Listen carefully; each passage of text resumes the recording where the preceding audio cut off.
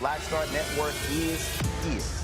Hold no punches. I'm real revolutionary right now. Black power. Support this man, Black media. He makes sure that our stories are told.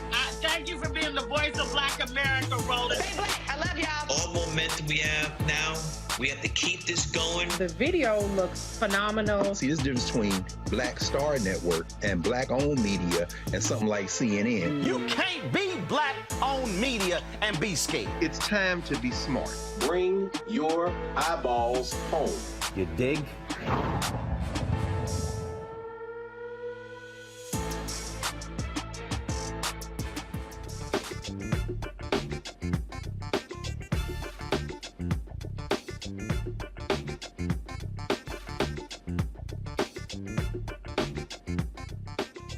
Today is Thursday, March 30th, 2023. Coming up on Roland Martin Unfiltered, streaming live on the Black Star Network. Breaking news.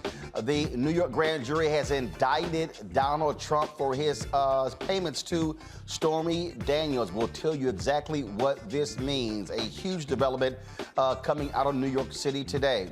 A gun debate is brewing in this country, and one Democratic congressman from New York has had enough. Congressman Jamaal Bowman goes off on Republicans in the well of the House to their face. We'll show you that. We'll also show you protests in Tennessee as parents and students descend on the state capitol to demand gun control after the tragic shooting that left 6 people dead at a private Christian school. So we'll tell you about that as well. In addition, in North Carolina, Republicans have actually passed a bill now saying, you know what, you could go ahead and get a pistol and have to worry about a permit. It goes to show you these people are not pro-life. I keep telling y'all this. NFL is in hot water again, this time for firing longtime NFL Network reporter Jim Trotter Of course, he questioned the last 2 years NFL Commissioner Roger Goodell regarding the lack of diversity at the network. Jim will join us right here on Roland Martin Unfiltered. Vice President Kamala Harris, she toured Tanzania today. We'll explain what she discussed with Tanzania's first female president and the only female head of state on the continent of Africa. Also, March is Brain Injury Awareness Month to bring public attention to an issue affecting millions in the U.S. We'll talk directly with our Thursday panelist, Erica Savage, founder of and host of the Reframe Brain podcast. Folks, a lot to break down. In addition to that, Tennessee State Republicans in Tennessee are trying to fire the entire board of trustees. We'll discuss that as well. Y'all, it's time to bring the funk on Roland Martin Unfiltered on the Black Star Network. Let's go. He's got it. Whatever the miss, he's on it. Whatever it is, he's got the scoop, the fact, the find. And when it breaks, he's right on time and it's rolling. Best believe he's knowing. Putting it down from sports to news to politics. With entertainment just for kicks, he's rolling. It's on go, roll, y'all. It's Roland Martin, yeah. Rolling with Roland now. He's funk, he's fresh, he's real, the best, you know he's Roland Martin now.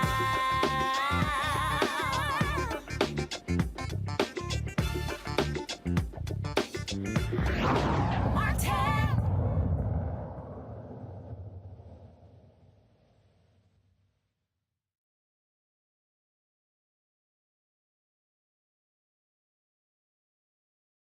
New York grand jury with regards to the Stormy Daniels case. Remember, we've been talking about this for quite some time. He made sure to keep this payment secret. And remember, his own lawyer, Michael Cohen, was the one who spilled the beans.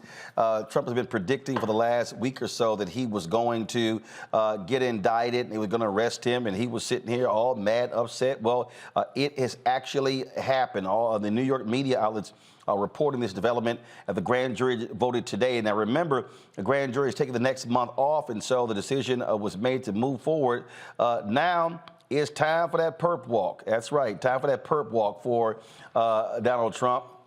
This is a huge development. He becomes the first, y'all know I don't refer to him as president, but he becomes the first president ever to actually be indicted.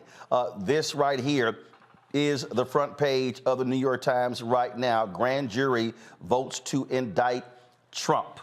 And again, it all stems from him paying hush money to the porn star Stormy Daniels. Of course, this is a huge, huge development. And again, Republicans have been defending him left and right, but now they are going to have to try to explain this one. We're going to be talking to some lawyers about this. I'm going to talk to a couple of our panelists right now. Greg Carr, Department of Afro-American Studies at Howard University. Greg is in studio. Erica Savage, host of the Reframe Brain, also with us as well. This obviously is huge news. I also say great news. A lot of people say we're not again, didn't think we're going to see this day. But this is the thing that I keep saying, Greg. The sign above the Supreme Court, etched in stone, equal justice under law. This man has been getting away with things for a very long time. Now he has to pay the piper. Absolutely. I mean, it'll be interesting to see. Is he going to show up for his fingerprinting with all the Secret Service? You know, I mean, hey, congratulations to Brother Alvin to do that. You still got to wait on Fani Willis in Atlanta and the federal indictment. But I guess the question we have is this help him or hurt him? Quite frankly, because you can run. I don't think anybody gets in. I don't think if you get indicted, it helps. Really? Yeah, I don't think. And look, at the end of the day, the man said, I could shoot somebody on Fifth Avenue. He did. And my people are still going to vote for me. And so it wasn't the case. And when I listen to the likes of Bill Maher and Van Jones talk about how he shouldn't get indicted, to me, that's utter bullshit. Because the reality is, it's brothers and sisters every day. No question. Who get indicted for small stuff. This man has subverted the law repeatedly. and has never had to pay the price. Now he has to now face the music, Erica. Absolutely. I mean, we're talking about decades of him subverting the law, to use your language, particularly when we're thinking about when he and his father, Fred Trump, were sued by the Department of Justice under the Nixon administration for really going against one of the three major parts of federal legislation that ensure that people are able to get fair and equitable housing.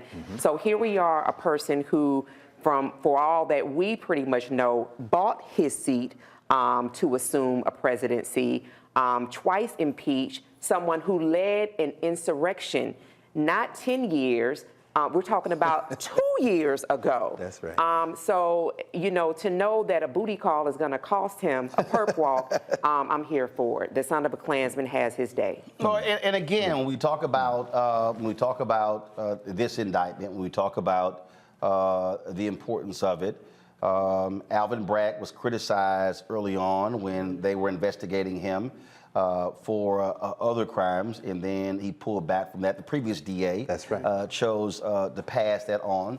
And then there were a couple of prosecutors who actually resigned from the office because they felt they had enough to actually prosecute him. Some Greg, have said this is the weakest case, but I still sort of laugh at when people say that, because the reality is this notion, whether something is weak or strong, did you break the law? It's as simple as that. And he doesn't get a pass just because he used to sit in the Oval Office. Well, Roland, you know, I was watching you all's coverage of Orlando Robinson the other night. And, you know, Robinson, when he left this country, and by the way, I love those pictures of y'all down there in St. Kitts, boy, I was like, wish I could have been down there with you. He's like, I left this country because if you don't believe in this country, why do you think I would believe it? George Washington had us enslaved. I can't believe it any harder than he can. I'm leaving. In this case, sure, Stephanie Clifford, it wasn't even the sex. It's the fact that you lied about it. Yes, he technically broke the law.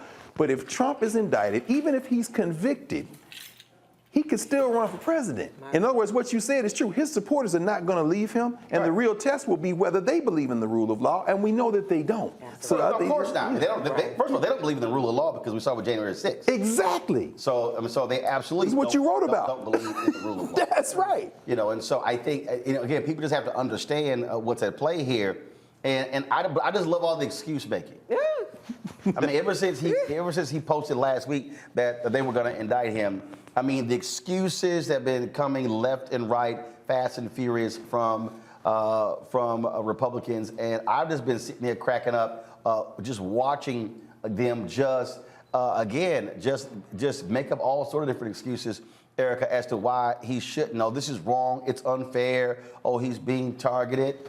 No, you did it. You did it. Yeah, and he did it, and he bragged about it. And then the other thing we have to think about is that we have people that are in his bosom, like a Marjorie Greene Taylor, that has gone to see about the welfare of the people, that really led an insurrection on our country. So we know the tone of these individuals. We know the type of people that we're dealing with. We know that these are people where law looks like white and man. That's right. So those are the individuals that we're looking at. So they're not looking at law as it relates to everybody else, but to really protect what is happening with the country, which, Roland, you have written about in your book, White Fear, the browning of America, is something that they're desperately trying over and over again to ensure that whiteness is really kept away from the laws that we all are engaged and have to abide by on a daily basis. But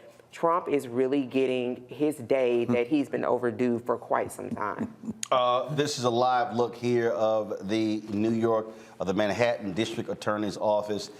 We actually have a live feed going right there on our Black Star Network, so you can check that out as well.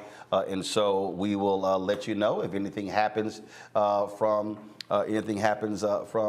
DA Alvin Bragg. Got to go to break. We come back. We'll talk to legal experts about this. What does it mean? The importance of it. You're watching Roland Martin Unfiltered on the Black Star Network. If you're watching on YouTube, hit that like button. Also, folks, be sure to download our Black Star Network app. Apple phone, Android phone, Apple TV, Android TV, Roku, Amazon Fire TV, Xbox One, Samsung Smart TV. Also, support us in what we do by joining our Bring the Funk fan club. Send check and money orders to P.O. Box 57196.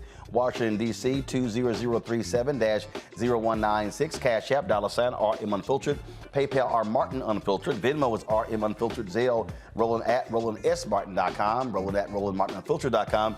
Don't forget our 24-hour, 7-day-a-week live channel is streaming now on Amazon News. If you go to Amazon Fire, click Amazon News. You can watch our 24/7 channel. In addition, if you have Alexa, you can say, Alexa, play news from Black Star Network, and you can hear that audio. All right, folks, we'll be right back in a moment. Hatred on the streets, a horrific scene, a white nationalist rally that descended into deadly violence. White people are losing their damn minds. As an angry pro-Trump mob storms the U.S. Capitol, we've seen shooting. We're about to see the rise of what I call white minority resistance. We have seen white folks in this country who simply cannot tolerate black folks voting. I think what we're seeing is the inevitable result of violent denial. This is part of American history. Every time that people of color have made progress, whether real or symbolic, there has been what Carol Anderson at Emory University calls white rage as a backlash. This is the rise of the Proud Boys and the Boogaloo Boys. America, there's going to be more of this. Here's all the Proud Boys, guys. This country is getting increasingly racist in its behaviors and its attitudes because of the fear of white people. The fear that they're taking our jobs, they're taking our resources, they're taking our women. This is white fear.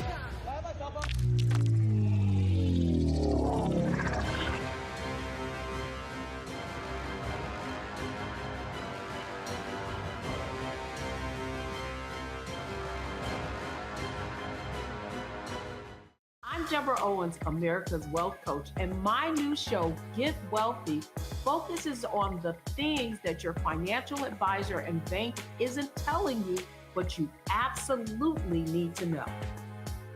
So watch Get Wealthy on the Black Star Network.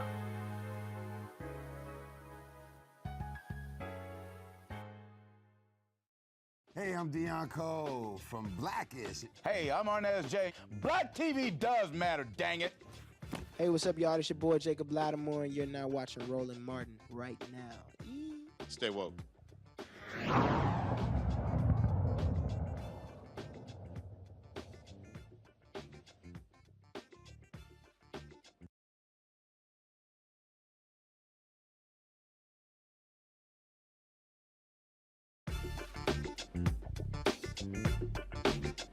All right, folks, welcome back to Breaking News. Donald Trump has been indicted by a New York grand jury. Joining us right now is attorney Monique Presley. Monique, your thoughts on this development out of New York City? Don't have your audio. Can you hear me? Are you on mute?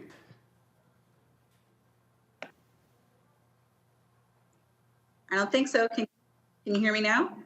All right, I can hear her through the control room. I can't hear. So, come on.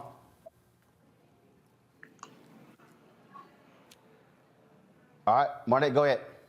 Oh, okay. Am I good now?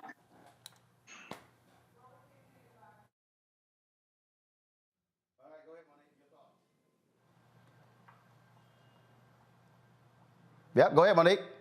Oh, I didn't know if I was good. Okay. Yep, you were.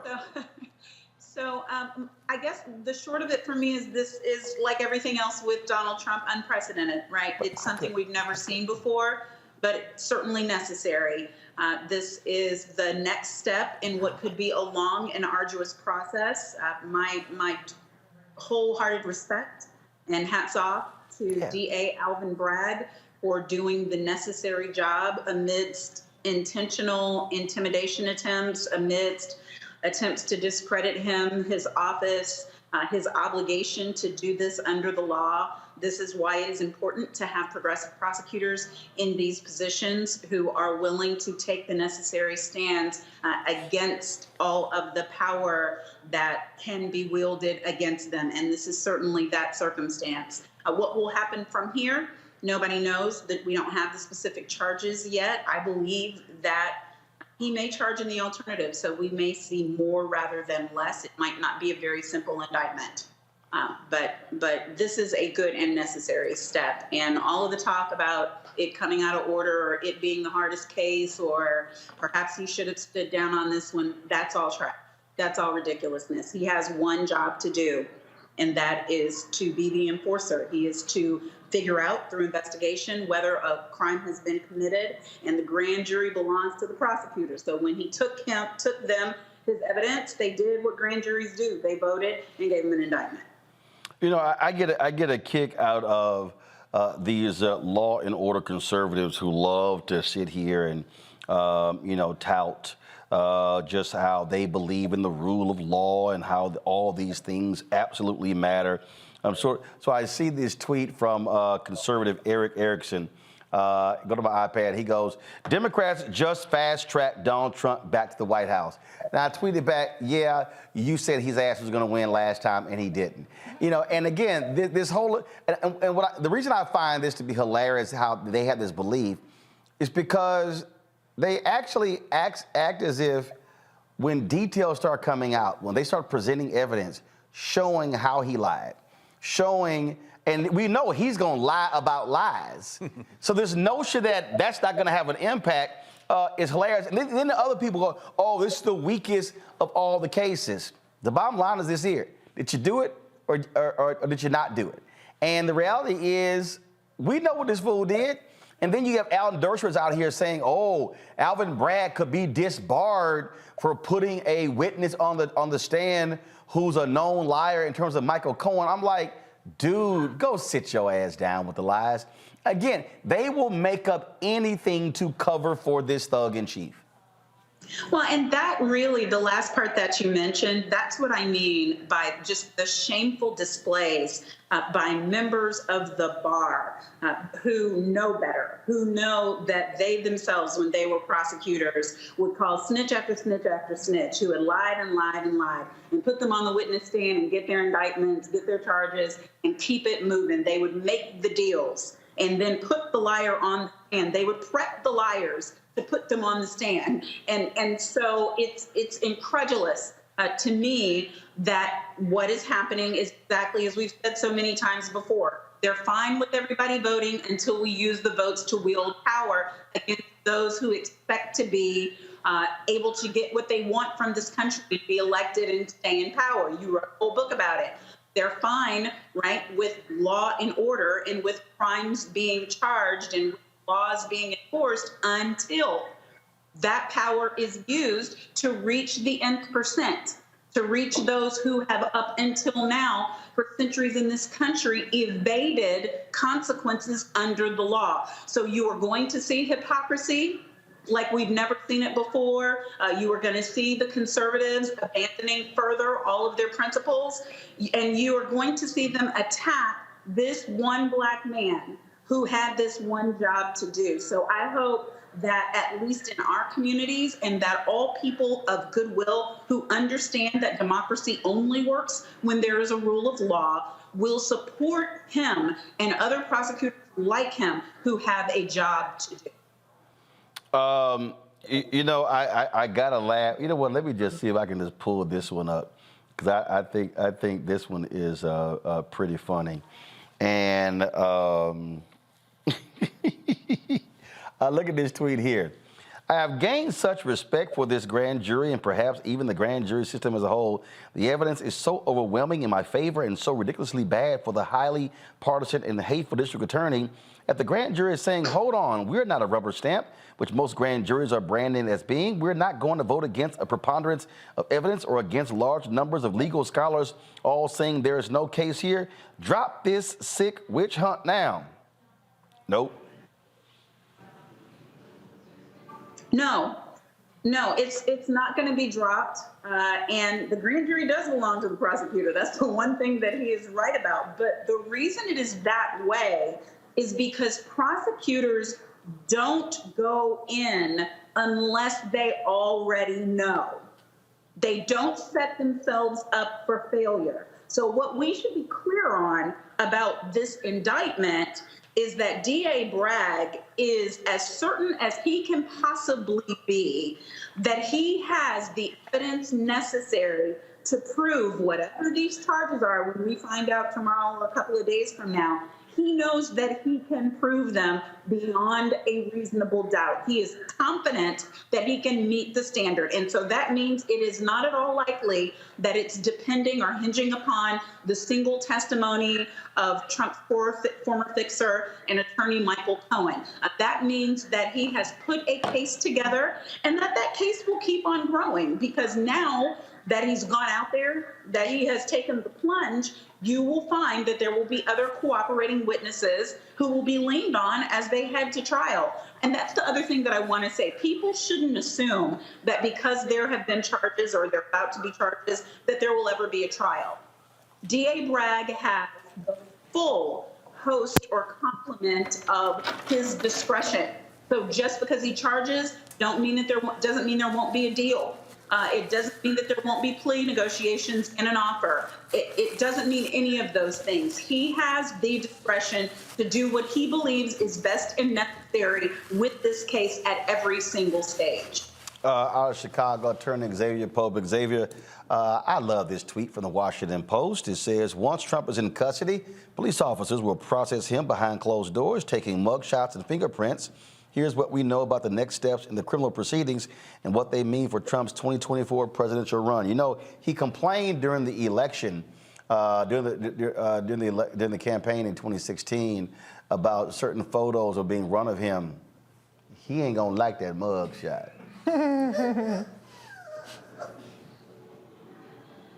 Xavier, I think you there? Yeah, I'm here. Now we got you. Go ahead. I think you'll like the mugshot though, Roland. Oh no! You know, I will. Matter of fact, I might print that sumbitch out and put it on the wall here in the office. I got a George W. Bush photo here, autographed by him. I got a couple of shots. A shot of Hillary, the art piece of Obama. Yeah, I might print that sucker out and put it on the wall. I ain't gonna frame it. I probably tack it. There's a lot of people, Roland, and I'm not mad at you, but there's a lot of people who have wanted this former president to be held accountable for his criminality, his corruption, and usurping the law for his own benefit, for his own political and financial gain.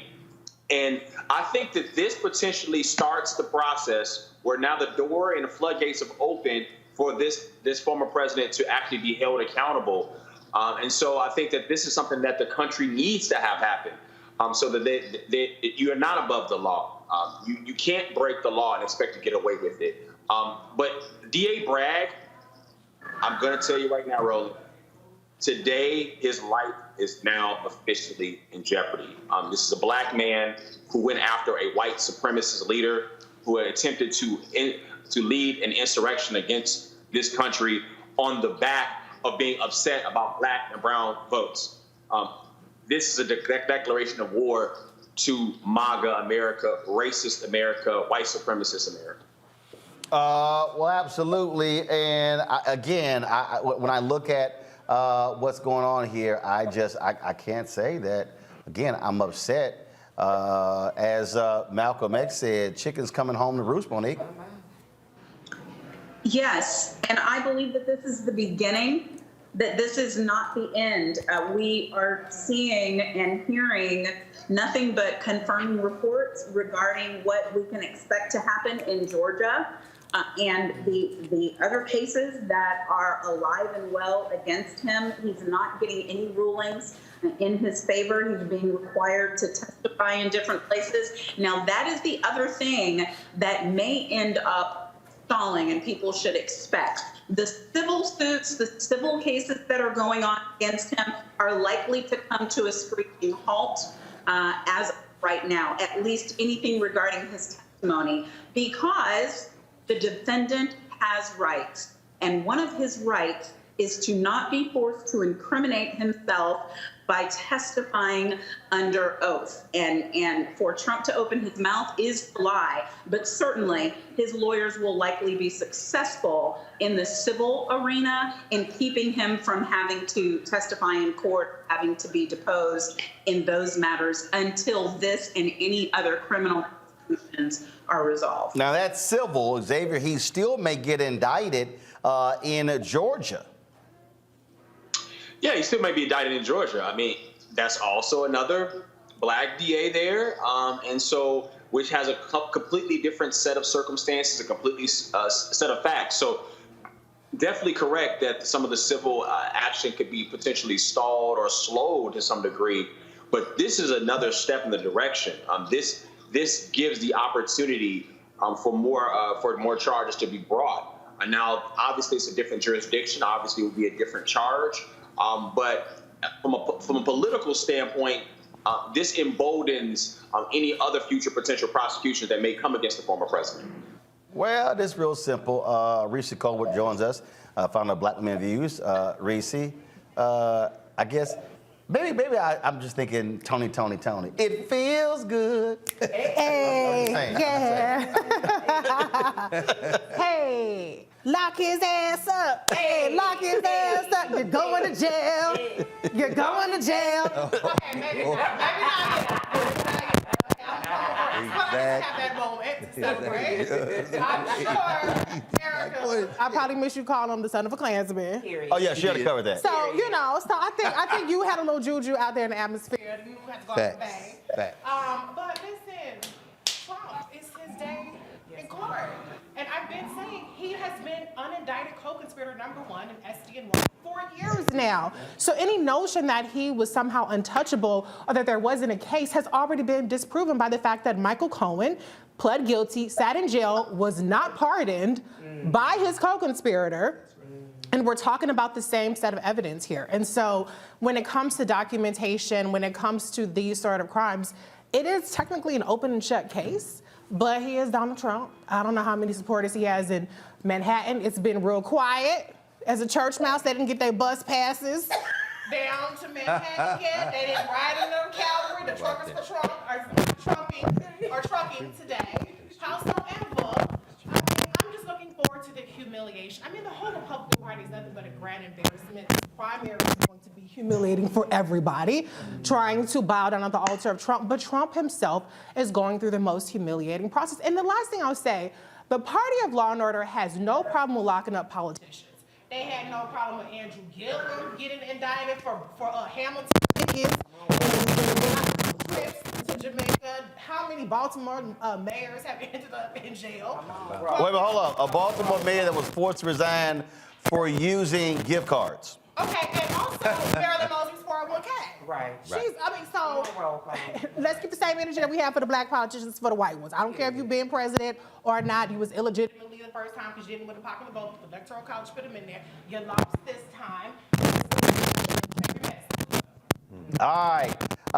Monique and Xavier, we appreciate y'all providing us some analysis. There will be lots more to talk about, and I can't wait for those orange tears.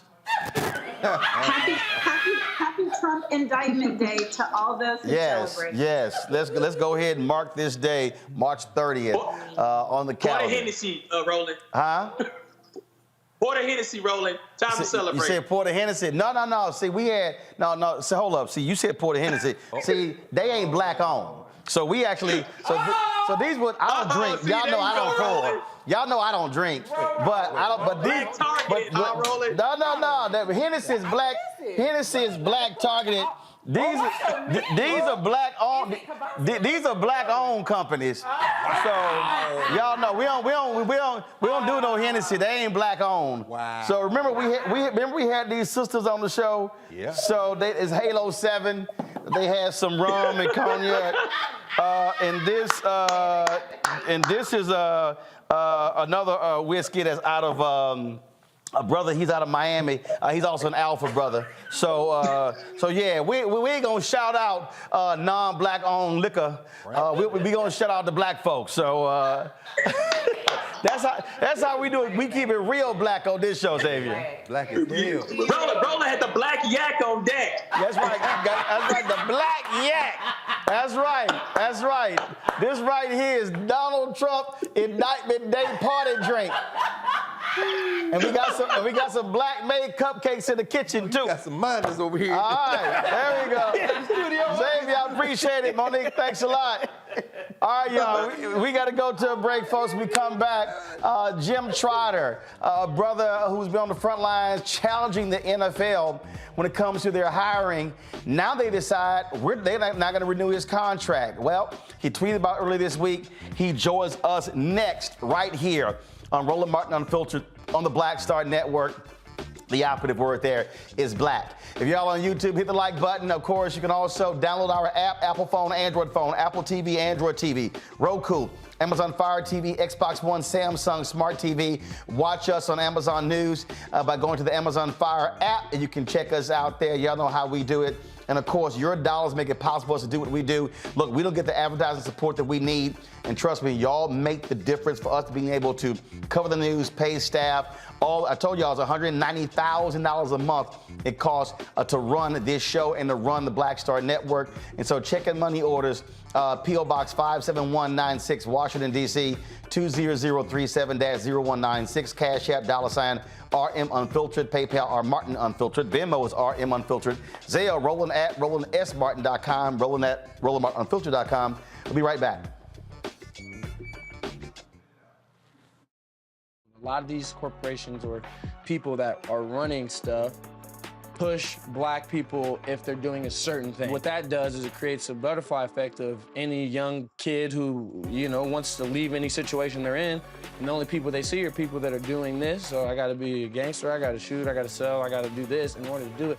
And it just becomes a cycle. But when someone comes around and is making we don't, they don't want to push it or put money into it. So that's definitely something I'm trying to fix too, is just show there's other avenues. You don't gotta be a rapper, you don't gotta be a ball player, you can be a country singer, you can be an opera singer, you can be a damn whatever, showing the different avenues. And that is possible, and it's hard for people to realize it's possible until someone does it.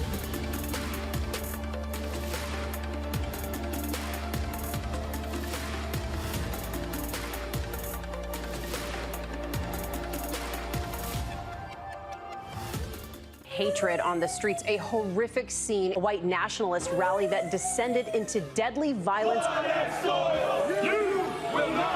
White people are losing their damn minds. As an angry pro-Trump mob storms the U.S. Capitol, we've seen shootings. We're about to see the rise of what I call white minority resistance. We have seen white folks in this country who simply cannot tolerate black folks voting. I think what we're seeing is the inevitable result of violent denial. This is part of American history. Every time that people of color have made progress, whether real or symbolic, there has been what Carol Anderson at Emory University calls white rage as a backlash. This is the rise of the Proud Boys and the Boogaloo Boys. America, there's going to be more of this. Here's all the Proud Boys, guys. This country is getting increasingly racist in its behaviors and its attitudes because of the fear of white people. The fear that they're taking our jobs, they're taking our resources, they're taking our women. This is white fear.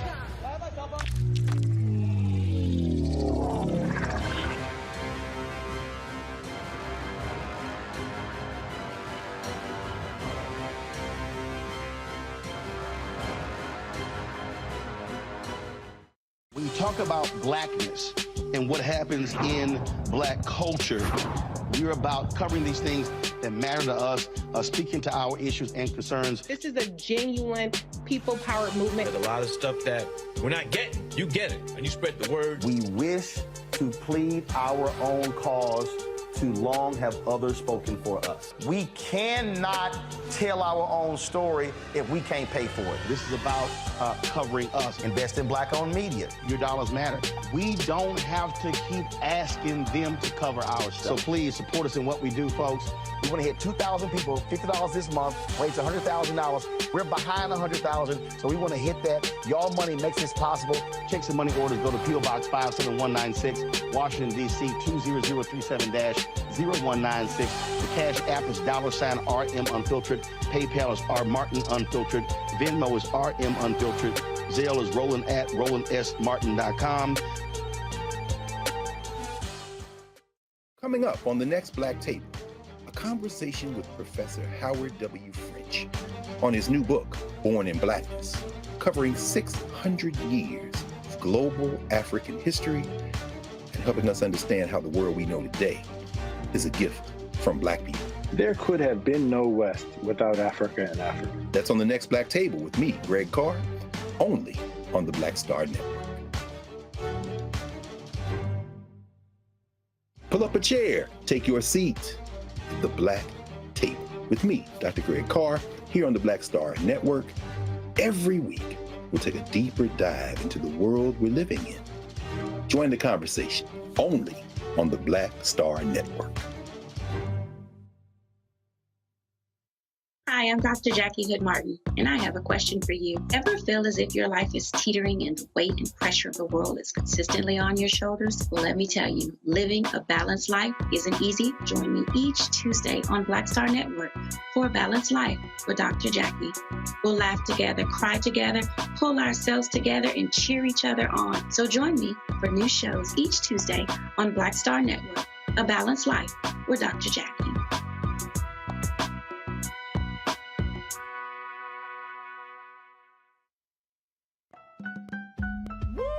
We're all impacted by the culture, whether we know it or not. From politics to music and entertainment, it's a huge part of our lives, and we're going to talk about it every day right here on The Culture with me, Faraji Muhammad, only on the Black Star Network.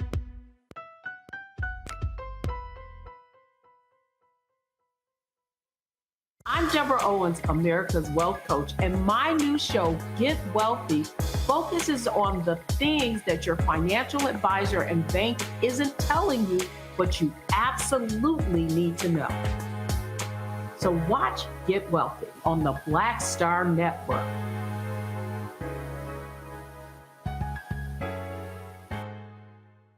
What's up, what's up? I'm Dr. Ricky Dillard, the choir master. Hey, yo, Peace World, what's going on? It's the Love King of R&B, Raheem Devon, and you're watching Roland Martin, Unfiltered.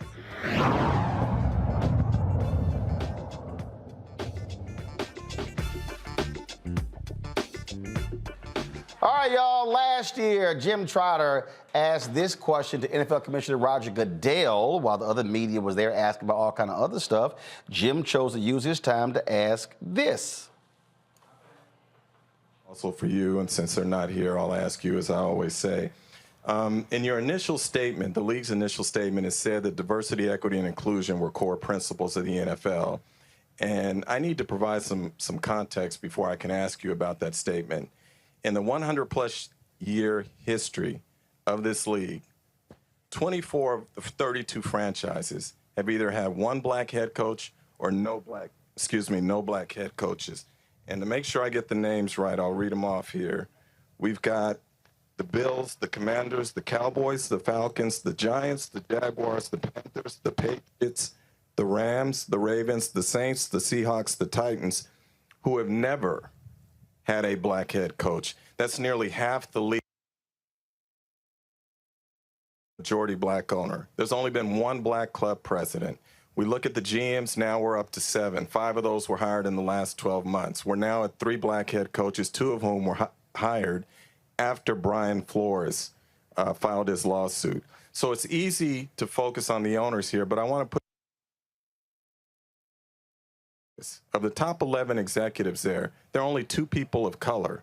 When we look at NFL Media Group, where I work, there is not one black person at the senior level in the newsroom who makes decisions about a league whose player population is 70% black. So as a member of the media group and as a black man, I ask, why does the NFL and its owners have such a difficult time at the highest level positions? Yeah, Jim, listen. So that was the question. So that was a question Jim asked last year. Well, Roger Goodell promised that they would improve. Well, this is this year's Super Bowl. Hey, Roger. Jim Trotter, NFL Media.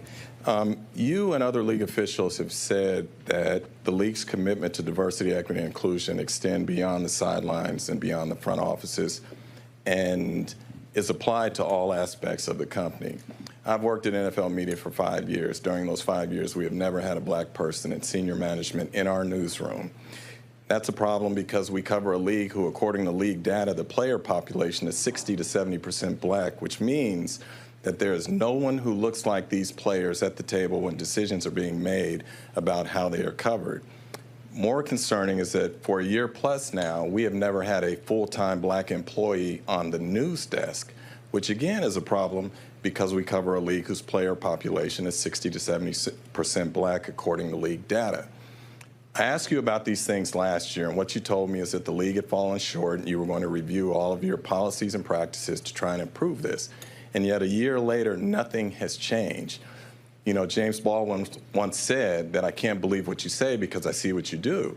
And so I would ask you as an employee, when are we in the newsroom going to have a black person in senior management, and when will we have a full-time black employee on the news desk? Well, Jim, I am not in charge of the newsroom, Now, Goodell says, I'm not in charge of the newsroom, but you're the commissioner and the league owns the network, so you actually are in charge of the newsroom, Roger. Joining us right now, Howard University graduate Jim Trotter. Jim, glad to have you here on the show. So you've been in the NFL Network 5 years. This decision is made. You had a hugely popular podcast with the network, made them money. And then you out there asking... That they didn't want to pay us for. Huh? That they didn't want to pay us for. Right. They're making them money, but they want to pay you and Sam Weiss for. Steve Weiss. Sorry, Steve Weiss. Sam Weiss was the NFL head coach. So were you caught by surprise by this decision of being laid off? No, Roland, you know this. When you understand who you're dealing with, it's easy to anticipate their moves. And so I knew when I started asking the commissioner about this publicly, and what people don't know is that I had been asking this question internally in the newsroom for 2 years as well. I always knew this was a possibility. And so when it came to pass that they said they weren't going to renew my contract, I wasn't caught off guard. I was disappointed from the standpoint that what they had said internally for the past 2 years is hold our feet to the fire as it relates to diversity, equity, and inclusion. And so I tried to do that. And every time I challenged them on this, I would not get answers. I would get what you heard from the commissioner. And so when he says he doesn't manage the newsroom, technically he's right. Directly, he doesn't. But indirectly, he does from this standpoint, as you pointed out. New York, the league office, sets our budget in the newsroom. It sets our head count in the newsroom. The manager of the newsroom has to report to the people in New York and has to report the diversity numbers. So if this was a point of concern about the league, the commissioner would know about this and something would be done about it, but they have not done anything about it. Think about this again, and this is really important. You have a player population that's 60 to 70% black, and that's by the league's own data. We don't have one black executive in the newsroom. We don't have one black copy editor in the newsroom, and we don't have one full-time black employee on the news desk. What am I missing here? I mean, when I was brought up in journalism school, I was taught that your newsroom, as best it can, is supposed to reflect the community that it covers. That's not happening here, Roland, and to me, that is an issue.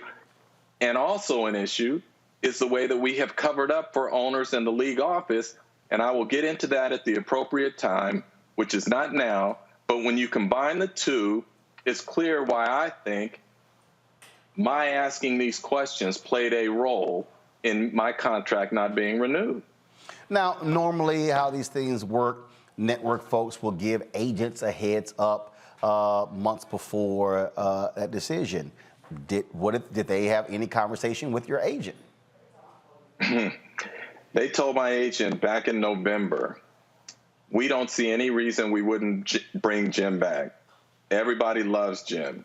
Now, it may come with a pay trim because we're reducing salary, but we see no reason he wouldn't be brought back. That was in mid-November. Now let's fast forward to the scouting combine, which was 3 weeks after the Super Bowl. I get called in and I get asked, are you in alignment with the newsroom? And I said, no, I'm not. How can I be in alignment with the newsroom when you guys profess that diversity, equity, and inclusion are core principles of the NFL, and yet that's not reflected in the actions? And I get, yeah, I thought that. And then I was told, you know, it's really hard to fight corporate headwinds. Sometimes you have to compromise. And then I laid out all the areas that I thought I had compromised, and I told them there's one place I'm not going to compromise, and that is with my integrity. And I stand on that. There's been an outpouring of support from other journalists, other black journalists. Folks have been commenting on social media as well. And I'm sure you've gotten text messages and phone calls and folks saying, Jim, attaboy. But, one of the things that I remember very well from my days at CNN, it's a whole lot of people who I call our parking lot militants, where when you're in the parking lot, they got a lot of stuff to say, but when it's time to go back in that building, sometimes you're the only person who is standing saying something. And clearly you knew when you were asking these questions publicly that was going to be a price to pay. I absolutely understand that, been there, done that. And what people don't understand is for people they have to realize that there is a price to pay. When you have that personal integrity, when an issue is that important. Yeah, absolutely, Roland. Look, my feeling on this is that, and I've said, I'm never going to stop fighting for representation, and I'm never going to stop fighting for journalism, which means holding the people in power accountable. So if it means that it was going to cost me my job here, that's fine. I'll find another job. But I'm not going to compromise in that way as if to say it's okay that these players don't have any representation when it comes to how they are covered and who covers them. And the sad part to me is, like, there are folks in the newsroom. My immediate supervisor asked one of my colleagues, why does Jim keep focusing on this? As if he doesn't understand, again, why this is so important. And I don't know how to respond to that other than to say, I'm going to keep fighting this fight. And I'm going to keep bringing it up. I'll tell you a story. We have, every summer, the NFL Media Group has what it calls a talent summit, media summit. They bring all the talent out to L.A., right? So for a day and a half of meetings. So we get in a breakout session, a private session, and the head of the network is there, and he tells us, this conversation is off the record, meaning you guys can ask whatever you want, I'll give you the answer. So I asked him, I said, I just listened to you up on the stage talk about how we have made progress as it relates to DEI. And I said, up on the stage with you was 3 or 4 other white men. I said, there was no one who looked like me. So how am I to believe that we have made progress as it relates to DEI? And then I said to him, I said, we don't even have a full-time black employee on the news desk. And he said to me, yes, we do. And I said, no, we don't. He said, I walk through the newsroom every day. I see them. Yes, we do. And I said, give me one name. Give me one name and I'll drop it. And his response to me was, well, I can't think of one right now, but I will get back to you. That was last June. Do you think he ever got back to me? No, because there isn't one. As if you didn't know the answer to the question you raised. It's like reporters still report outside and inside. Jim, hold tight 1 second. I got to go to break. We're going to pick this back up. We come back right here on Roland Martin Unfiltered on the Black Star Network. Back in a moment. Hatred on the streets, a horrific scene, a white nationalist rally that descended into deadly violence. White people are losing their damn minds. As an angry pro-Trump mob storms the U.S. Capitol, we've seen We're about to see the rise of what I call white minority resistance. We have seen white folks in this country who simply cannot tolerate black folks voting. I think what we're seeing is the inevitable result of violent denial. This is part of American history. Every time that people of color have made progress, whether real or symbolic, there has been what Carol Anderson at Emory University calls white rage as a backlash. This is the rise of the Proud Boys and the Boogaloo Boys. America, there's going to be more of this. Here's all the Proud Boys, guys. This country is getting increasingly racist in its behaviors and its attitudes because of the fear of white people. The fear that they're taking our jobs, they're taking our resources, they're taking our women. This is white fear.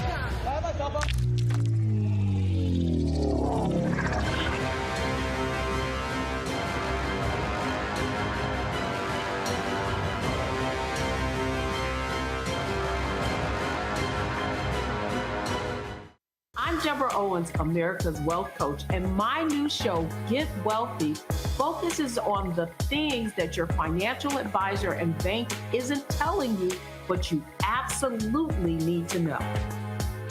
So watch Get Wealthy on the Black Star Network.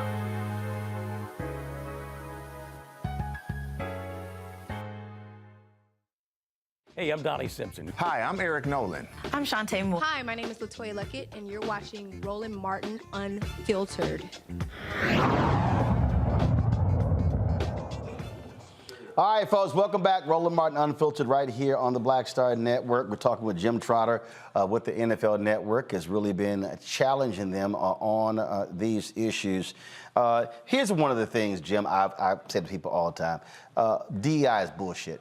And frankly, look, when 75% of the DEI jobs are white people, and you would think that and that's at least the one job you might find some people of color, it goes to show you. And what it does is it makes them feel good. All of these companies, they put out these wonderful statements and they put Instagram posts and social media posts. But someone said something yesterday that budgets. Can I before you get to that, can I make a point on that? Go ahead. So that conversation I had with the top executive at the network, when it was over, or in the room during that conversation, was an executive from New York, from the league office. Hans Schroeder was there. And when it was over, I went up to Hans Schroeder and I said to him, I don't like asking these questions. I said, but they have to be asked. And I said, I believe that the NFL has a social contract with a public that supports it as the most popular sport in this country to do the right thing and to be a beacon for change. And I said, the other thing that bothers me in this situation is you guys keep touting your DEI numbers, your diversity numbers. And I said, you guys, that is disingenuous from this standpoint. You include whites and white women in there, and you say that that's a diverse group. I want to know about black people. And so specifically now what I would say to the NFL is, if you feel comfortable talking about all the progress that you have made as it relates to diversity, equity, and inclusion, show me the breakdown by demographic groups of your promotion and retention rate. Because as I understand it, and you can clear this up and say I'm wrong, as I understand it, we blacks are at the bottom or near the bottom. So show me your retention and promotion rates over the last few years, and then let's have a conversation about how important black people are to you. And his response? No. That part I didn't say to him about the promotion and retention. I'm saying that to them now. That part of it. Well, show me that now. Well, I can tell you this here because I've been a part of the conversations. Of course, I'm a 3-time board member of the National Association of Black Journalists, life member as well. We have already reached out to the NFL Network with regards to what took place with you. There's going to be a phone call tomorrow. There's going to be a follow-up meeting. I will be a participant in that meeting. And so I can guarantee you, if they thought sitting across the table from you made them a little uneasy. And here's, Roland. Trust me, what's going to happen when I'm sitting across that table. No, and I know. But here's the other thing that's the dirty little trick that they play. So after I announced that I was not being brought back, then they start sending out background information to media members, right? Don't quote us, but here's background information you have. And they're so simple not to think that I know these people and these people are going to give me this information. Right. And so one of them at the end of it, which was so telling, it was sort of oh, by the way, Jim's immediate supervisor is a person of color, which is why I said to people, be smart here. When people say person of color to you, ask them specifically about black people. Right. Because my immediate supervisor is not black, because we don't have anyone above me in the newsroom who is black. And that's why I remember it was a few years ago, we were going after CNN on something, and one of the members suggested that we not be aggressive in going into the meeting and demanding they hire black journalists. They said hire minority journalists. I said, yo, the B in NABJ is black. Roland walking in demanding black people. I said, now, if the Asian American journalists and the Hispanic journalists and Native American journalists, they want to have their own meeting, they can do that. I said, what I'm not going to do is advocate for them to hire minorities, and they go hire some non-black people, then they go, see, we hire some minorities. I'm like, no, that's not going to fly. It ain't going to fly at all. Reese, you got a question? Yeah, thank you, Mr. Trotter. My question is, do the athletes have any kind of unexercised leverage in this situation to demand, interviews from Black journalists, to demand more representation in that arena? Sounds like you've been pushing it, but I haven't heard as much from the NFL players. No, look, the reality is that the players can't even come together for their own good. Like, we hear players complaining about not having guaranteed contracts.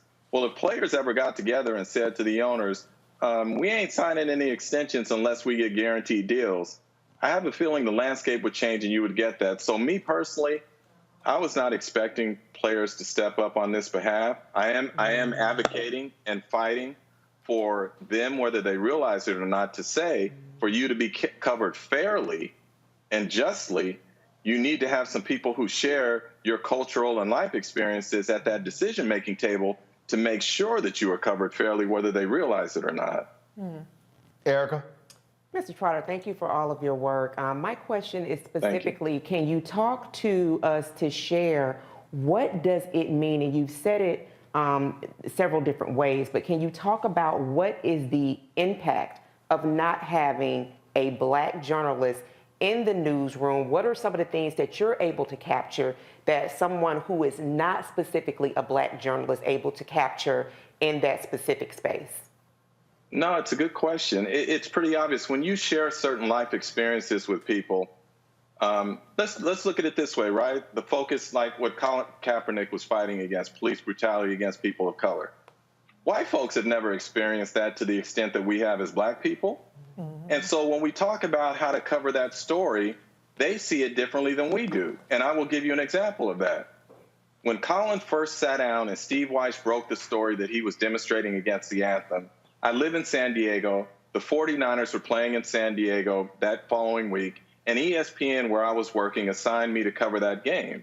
And before the game, I'm doing a hit for SportsCenter. And the anchor back in Bristol, Connecticut is framing the question in such a way that Colin is being disrespectful to the flag and to the military and all of these other groups. And as I'm listening to it, I said to myself, am I going to let him create this narrative, or am I going to step up and say, no, that's not what he's demonstrating against? And so because of my life experiences, I took the other tack and said, no, this is what he is demonstrating against. So that's my point to you. White folks probably saw that situation a lot differently than we as Black people saw that. And the fact that we could be at the table to say, have you considered looking at this story this way, makes it so important for Colin Kaepernick and for Black players. And again, with 60 to 7% of the league being Black, I think it's important that they have representation at the table. Great. Thank you, Roland. And thank you, Brother Trotter. You were trained by some of the giants. I think about the great Sam Yet, who, of course, Tennessee State University. And Dr. Lee Thornton. No question. And Dr. Lee Thornton. No question. These brothers and sisters who fought these battles in these newsrooms in the 60s and 70s. You know, the article that Sports Illustrated did covering this moment, I know they opened that article by saying that this might demonstrate the limits of media when it comes to confronting figures of power. How do you assess what is going on right now in your experience against the long arc of Black struggles to break this up? I mean, what are the limits of media, and how important even is spaces we control, whether it be your podcast or Black Star Network, to kind of counter some of this? I think it's just, are you willing to fight? It really is that simple for me. Are you willing to stand up and fight? Really? It's just that simple to me. So if you're just going to go along to get along, we're never going to make change. But I have said to even players about some of the things they're fighting for, and Black coaches, I have said to them about what they are fighting for in terms of representation as head coaches, that there is not progress without sacrifice. And we have learned that from the civil rights movement. So if it means I'm taking a hit for us to make some progress, I'm good, because I'll get another job. That doesn't worry me. But if what is happening now in terms of Roland meeting with the network, or NABJ meeting with the network, or others exposing what's going on, leads to us having representation in that newsroom, I'm good. And believe me, I will sleep fine and comfortably because of that. Jim Trotter, man, always appreciate it. I can, you know how I roll. And I can guarantee you, when we sit across that table, it's gonna be straight, no chaser, and folk can't come with the people of color stuff. I'm like, no, I done seen that movie way too many times. And so we appreciate your work. Let us know where you're headed next. And you always got a place to come here and chat. I appreciate you, brother. I appreciate all the work that you do, sincerely. Jim, thanks a lot. Thanks, Roland. All right, folks, got to go to a break. We come back. We're going to talk more about, again, Jim said sacrifice and what we have to be willing to do. Yesterday, I mentioned the Clorox company, the amount of money that black people spend on their products, and they got to answer some questions. How much are you spending with black people? I'm going to rope these two things together to unpack for our audience. You're watching Roland Martin Unfiltered on the Black Star Network. Pull up a chair, take your seat.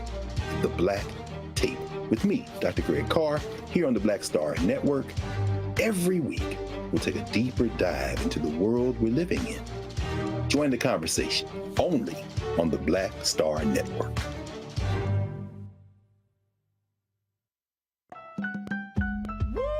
We're all impacted by the culture, whether we know it or not. From politics to music and entertainment, it's a huge part of our lives, and we're going to talk about it every day right here on The Culture with me, Faraji Muhammad, only on the Black Star Network.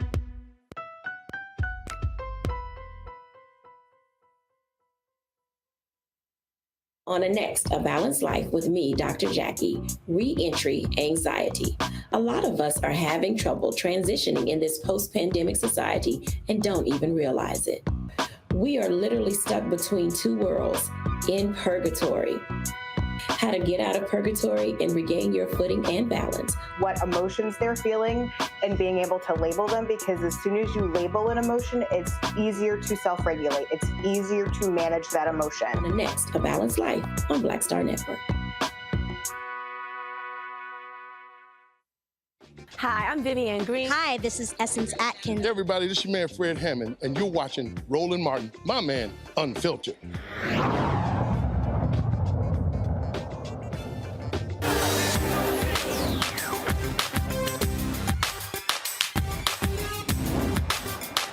Being frozen out. Facing an extinction level event. We don't fight this fight right now, you're not going to have black on you. All right, folks, as y'all see, it's not just our panel in studio. Dr. Julianne Malveaux has her class at University of California. Is it Northridge in Los Angeles? Is that what it is? That's y'all. Y'all can talk. Y'all ain't gonna get in trouble. All right, it's all good. So they're hanging out in the studio today, and don't worry about it, y'all. I'm gonna make all of them pay a fee leaving to join the fan club. Hey, come on, that's right. Them damn chairs over there ain't free. All right, we're talking about again this media battle and. Y'all, I've been walking y'all through this, and I've been explaining to people why these things matter. It's a question of who controls the narrative. And what we have to understand is that mainstream white media, it's about power control. And so what happens is way too many of us get excited about who's in front of the camera. We sit here and we see a Robin Roberts. Right now, CNN is talking about doing a weekly show with Gayle King and Charles Barkley, and we see the numbers being thrown around, and we see these things. But what I keep trying to explain to people is about power. When I was in the 10th grade at my high school, Jack Case High School, Magnet School for Communications, the first semester, Mary Waits would not let us walk into the studio. We had to learn glossary terms first. And I'll never forget when we the second semester, the first day, she unlocks the door, and all the students rush to the set. And so I'm watching all of them rush to the set, and I turn to her, she's to my right, I said, where does a person sit who tell them what to do? And she says, well, they sit over there in the control room. I said, well, I'll be in the control room. See, I understood then what power Power is not the person sitting in front of the camera. Power is the person who's actually behind the camera. Now, and I had one of my staffers at TV One who was desperate to be on air, and she really could have been a fantastic executive producer. And she came to me and she says, yeah, but you on air. I said, no, boo, you got that confused. I said, I'm host and managing editor. I said, if I didn't have the managing editor part and I was just the host, I wouldn't want the job. I said, because the power is in controlling the content. And what we have to understand is that's what we're dealing with here. And so when Jim is talking about this battle with the NFL Network, they know exactly what they are doing. But it's not just, folks, in media. It's also beyond media. It's also economics. When we talk about these companies, when we are waging this battle for black-owned media dollars, we have to understand this fight is not just black-owned media dollars. It's for black folks, period. When you look at the millions and billions being spent right now on professional services when it comes to law firms and accounting firms and engineering firms and all this in these companies, we're being frozen out. So yesterday I talked about the Clorox company, how my salespeople have been trying to reach them. And for y'all to understand something, when y'all hear the Clorox company, go to my iPad. These literally are the products of that company. And I want y'all to see if y'all use any of these products.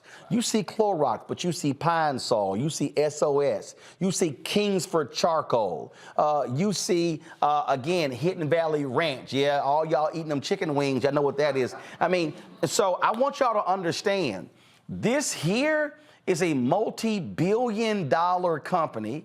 And they got a brother who sits on the board, Christopher Williams. I sent him a text last night, haven't heard back. I sent a text message, email on LinkedIn to their chief diversity officer and their chief marketing officer. Neither one have gotten back to me. Y'all know I'm gonna be calling all three of them directly. But the reason I'm walking y'all through this is that the only way this stuff changes for black folks is when we understand you got to follow the money.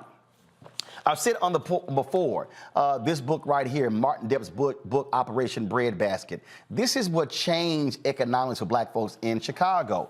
And I was reading last night when they went after the A&P grocery store, but I want y'all to understand why I also keep saying our civil rights groups have got to stop negotiating only for donations to them. When they negotiated the deal with A&P, this is what they actually got. A&P agreed to continue all service contracts in consultation with Breadbasket, ensure black building contractors and open bidding process, advertise with black-owned agencies, market the products of black producers and suppliers at all 160 stores, maintain substantial balances in Seaway and Independence banks, black banks, hire a black executive as a liaison with black businesses, and establish an A&P advisor group to counsel black business owners. Folks, what we're talking about here is money. And so when we're talking about what the battle is, I get the folks who are fighting for reparations. This is billions of dollars being spent right now. And y'all are out there using all these Clorox products. Our research shows that 35% of the people who buy their products are black. So why aren't we asking what's the return on our investment? Rishi, that's really what Jim is talking about when he's saying 67% black folks.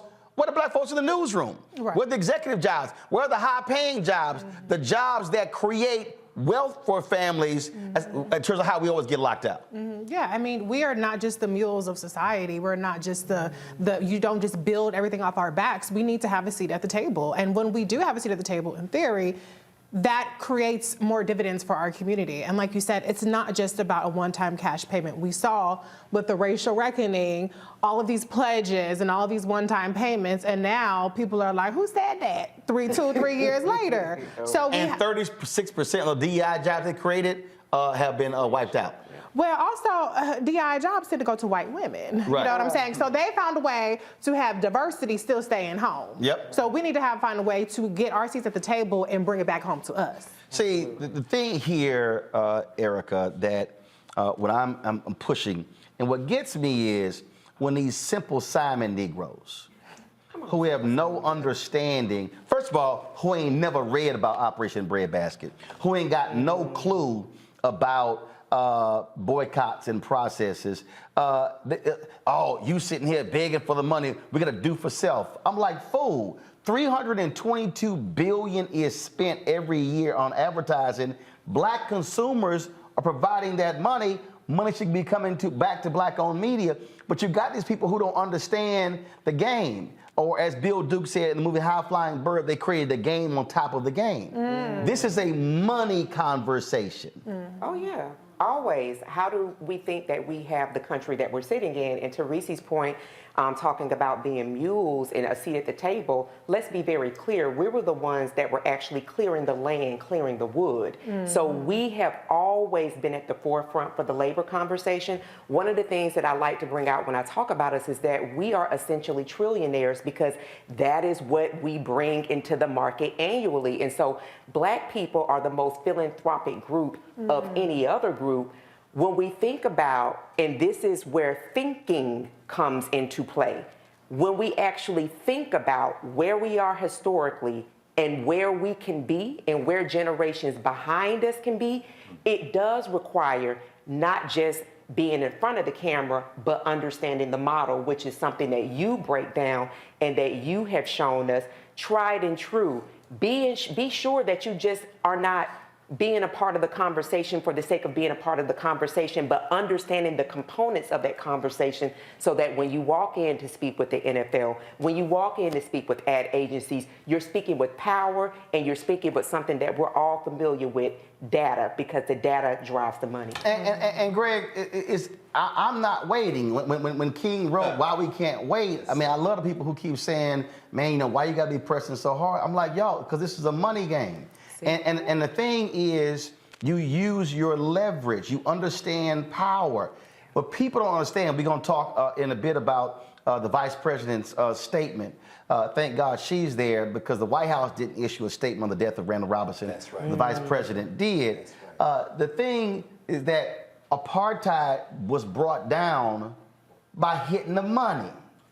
That's what did it. The divestment campaign, thank you so very much, Ken Williams at Polaroid and Carol Hunter Williams, the Polaroid Revolutionary Workers. Folk need to understand who they were. They were on that thing before the Congressional Black Caucus was.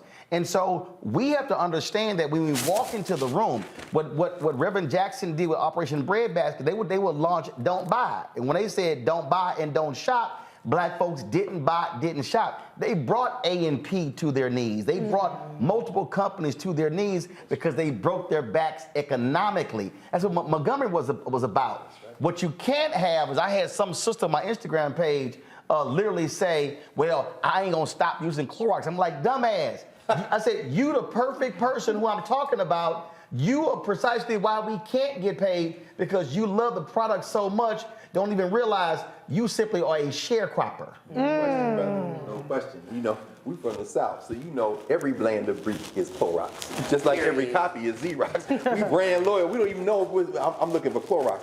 But you know, listening again to Brother Trotter, no Sam Yet, no Jim Trotter. But Sam Yet had a robust Black press. No Sam Lacey. Eric and I were sitting here talking about Bill Rhoden. No Sam Lacey, no Bill Rhoden. Hold tight 1 second. Something wrong with Greg's mic. See, the mic is not on. Oh, okay. It must have failed. That's how I put it up here. So Bill, no, as we were saying, Eric and I were talking, no Sam Lacey at the Afro of Baltimore, no Bill Rhoden for the New York Times. You know, you came out of a Black high school that trained you well and then went into the Black press and the white press. You ran a Chicago Defender. Things done changed, as Biggie would say. In the 60s, 64, 65, 66, we were setting fires to the cities. What's our leverage now? A&P is worried about what's going to happen next. Dr. King is assassinated. Jesse and everyone else in that movement, we would like to have Dr. King alive, but the threat was real. The threat was real in the summer of 2020. As Reese, as you say, this is the threat. So let's run out there and throw everything out the street. Right. So the question we have is, what's our leverage now? If there's no we, there's no ability to scare them. Roger Goodell is acting crazy like that because he can. Right. And now, again, finally, that's what makes this space so important. We're not walking into the door asking for anything with nothing that we're walking from. When you walk in the door, you got a company, a profit-driven company that's growing by the day, and watch, as this thing continues to grow, that's when they start calling you. The first question they're gonna ask is, how can we put Roland Martin out of business? How much to bring you into us? Can we buy a share? Can we come in? Because they only respond to threats. They don't respond to begging, and because you don't wait, That's the strategy to get free. Don't wait for them. Right. And so what I want people to understand, as I said to Jim, we are going to be meeting with the NFL Network. And I will be in that meeting. And y'all know how I roll. Ask Jeff Zucker at CNN what happened when he said, no, we'll meet with NABJ, but we're not going to meet with them if Roland Martin's there. So we didn't meet with them. They had to appoint 5 black folks. His ass gone. He got ran out later. The point I'm making is, this is what I need y'all watching to do. Y'all watching and listening, you are the troops in the battle. The problem is, we've got generals, but what cannot happen is we engage in a war and the troops don't show up. And let me be very clear, and let me just be on record right now, and you can call this a threat if you want to. All of you African Americans who sit on corporate boards, come on now, you got there because of the Black Freedom Movement. You got there because of the battle of Earl Graves and Black Enterprise in the 80s and 90s. And what's not going to happen, you are not going to sit on corporate boards and pick up your stock options and make your money and make your family rich, and you're not advocating on behalf of other people. So I'm letting everybody know right now, every day, let me be perfectly clear, every day, we're going to do a Where's Our Money segment. I'm going to name a company every day. I'm going to show you the face of the black board member every day. And I'm going to personally call that black board member, and I'm going to ask them, are they advocating on behalf of black businesses while they're sitting there on the board? I want to see results. What I don't want to see is the same old same. So if y'all want to play this game, we can play it. But I'm telling you right now, I'm not waiting. And the deal is this here. You can't stop me from talking because I own it. And for everybody, and for all of y'all who are confused, and you may be sitting here saying, well, I don't understand why you're trying to go so hard, because remember, next week we commemorate the assassination of Reverend Dr. Martin Luther King Jr. in Memphis on April 4th. And see, what I'm not going to be doing on April 4th, I'm not about to sit here and do these damn commemorations where we sit here and do the same old same, because I want to remind y'all on April 3rd, 1968, MLK specifically talked about, and he named companies in that sermon at Mason Temple. And if any of y'all wondering, man, why are you going so hard on this? I need y'all to understand this is what King wrote in his book, Where Do We Go From Here? Where he said there are 4 institutions that are prime position to liberate black America: the Negro Church, the Negro Press, Negro fraternities and sororities, and Negro professional associations. And this is what he said: too many Negro newspapers have veered away from their traditional role as protest organs agitating for social change, and have turned to the sensational and the conservative in place of the substantive and the militant.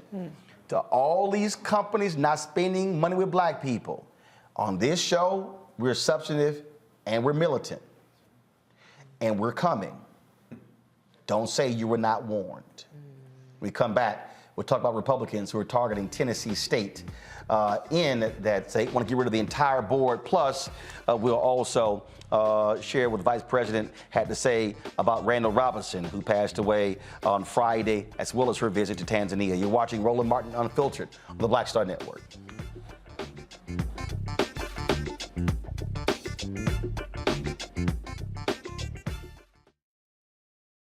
A lot of these corporations or people that are running stuff push black people if they're doing a certain thing. What that does is it creates a butterfly effect of any young kid who, you know, wants to leave any situation they're in, and the only people they see are people that are doing this. So I gotta be a gangster, I gotta shoot, I gotta sell, I gotta do this in order to do it.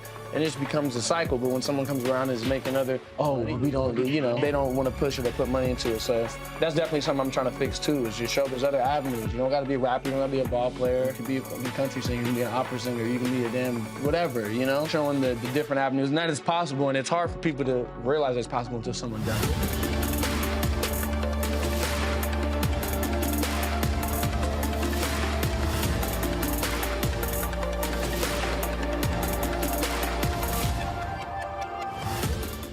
Hi, I'm Dr. Jackie Hood Martin, and I have a question for you. Ever feel as if your life is teetering and the weight and pressure of the world is consistently on your shoulders? Well, let me tell you, living a balanced life isn't easy. Join me each Tuesday on Black Star Network for A Balanced Life with Dr. Jackie. We'll laugh together, cry together, pull ourselves together, and cheer each other on. So join me for new shows each Tuesday on Black Star Network, A Balanced Life with Dr. Jackie.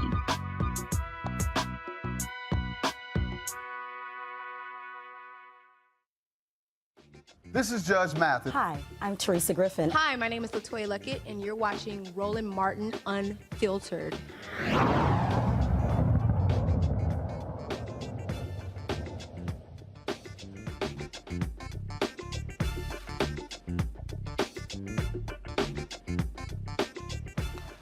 I've been warning y'all about these Republicans in these red states, and they were going to be coming after HBCUs next.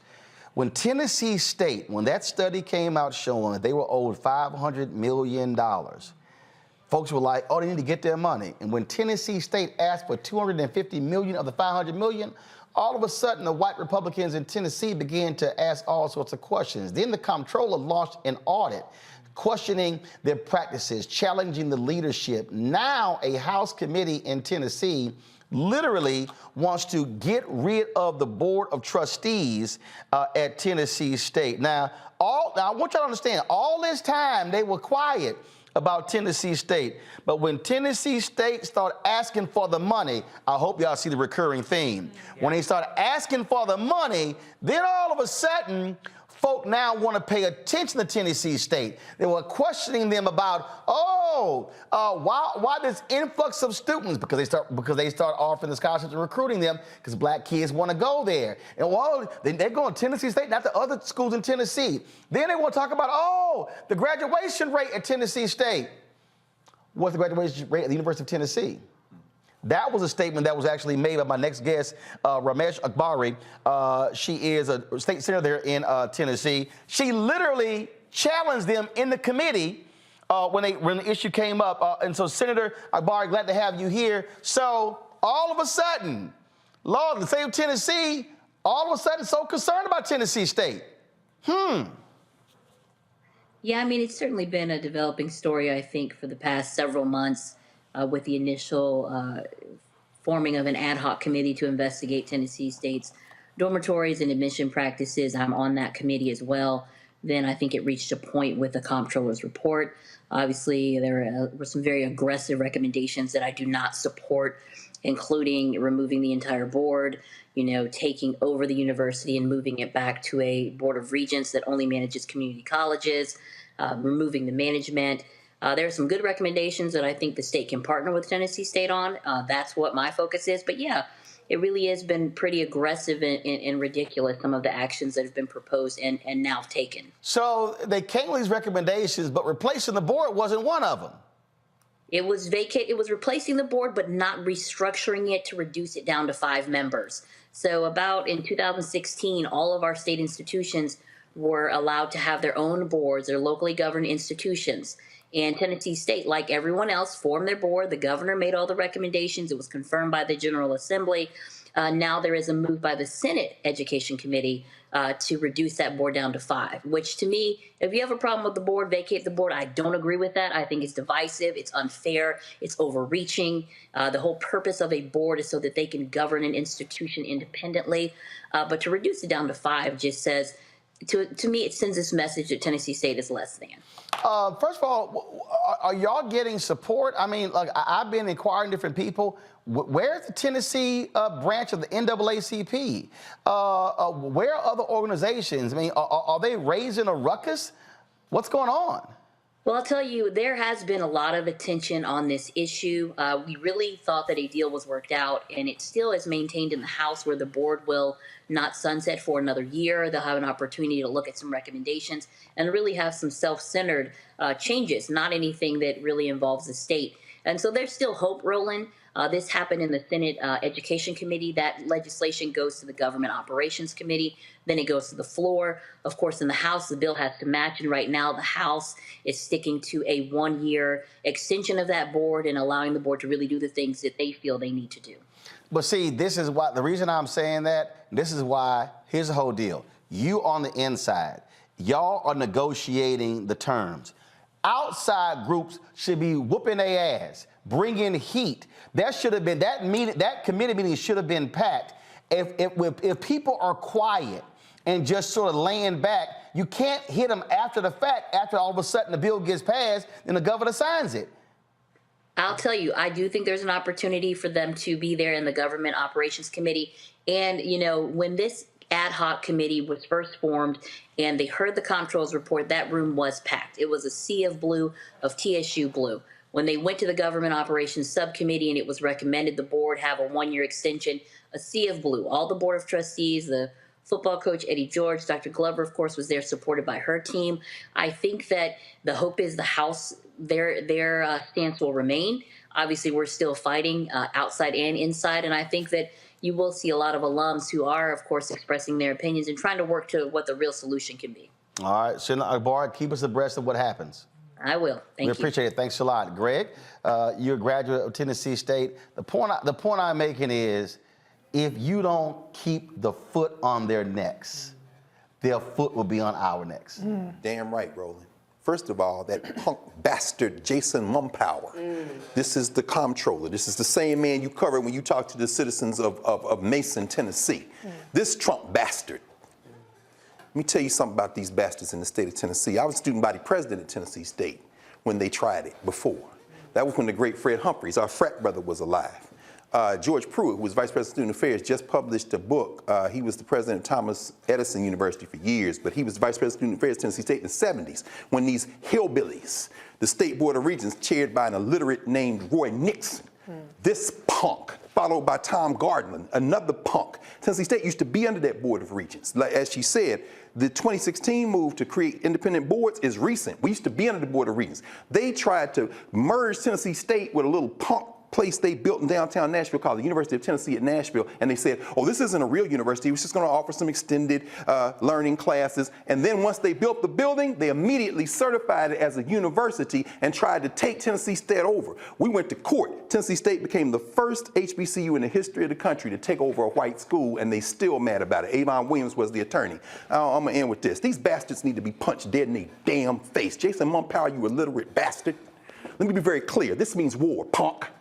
You want Tennessee State, as you say, not only pack the hearing rooms. Harold Love, who fought for that money, his daddy was the state representative at the time I was in college. While they're fighting on the inside, we need to roll over them like water. This is what I'm saying about this Trump indictment. It's cool, but they rolling back in North Carolina. Right. They're ignoring everything. These white boys are playing for keeps. Right. No more talk. Jason Mumpower, you bastard.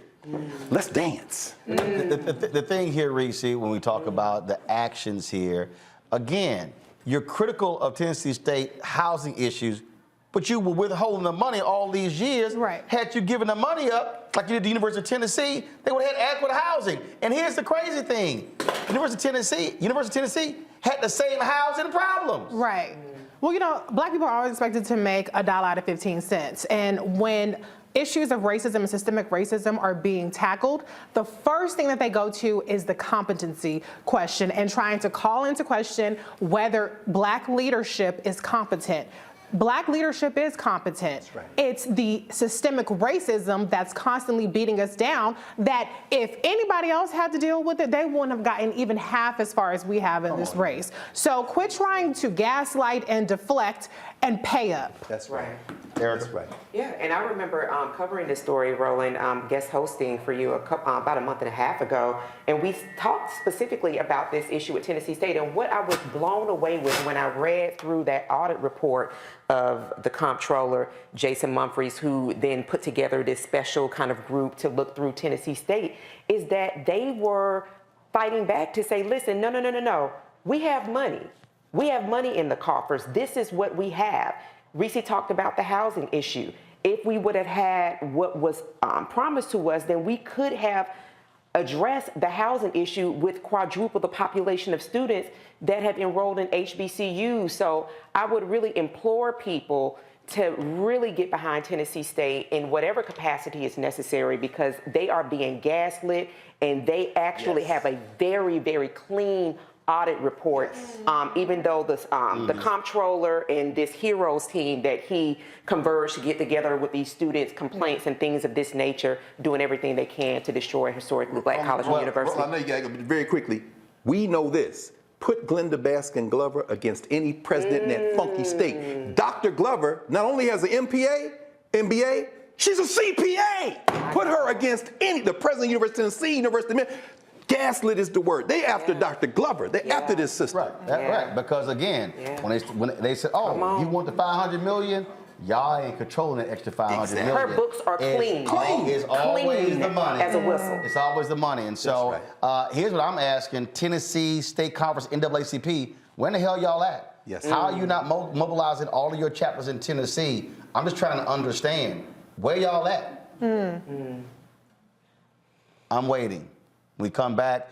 A prominent black official in Los Angeles found guilty today of corruption. We'll tell you about Margaret Lee Thomas, and also Vice President Kamala Harris in Tanzania. And she also pays tribute to Randall Robinson, who passed away on Friday at the age of 81. You're watching Roland Martin Unfiltered on the Black Star Network.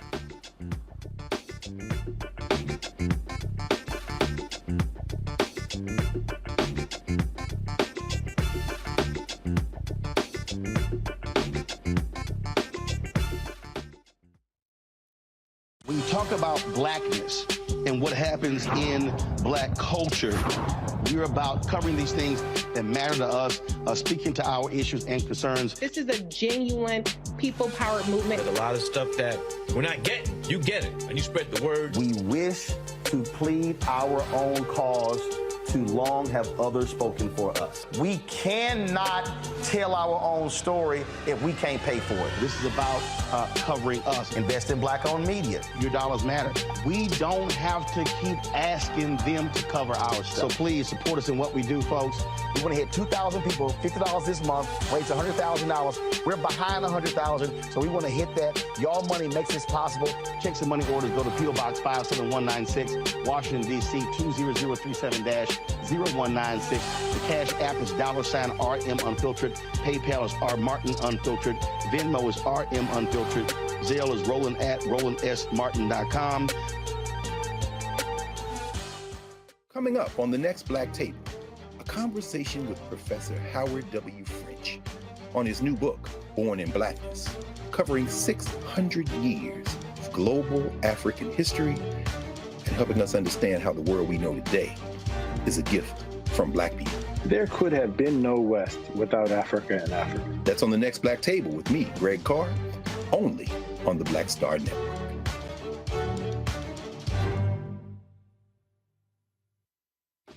Hey, I'm Antonique Smith. Hello, everyone. It's Kiara Sheard. Hey, I'm Taj. I'm Coco. And I'm Lily. And we're SWV. What's up, y'all? It's Ryan Destiny, and you're watching Roland Martin Unfiltered.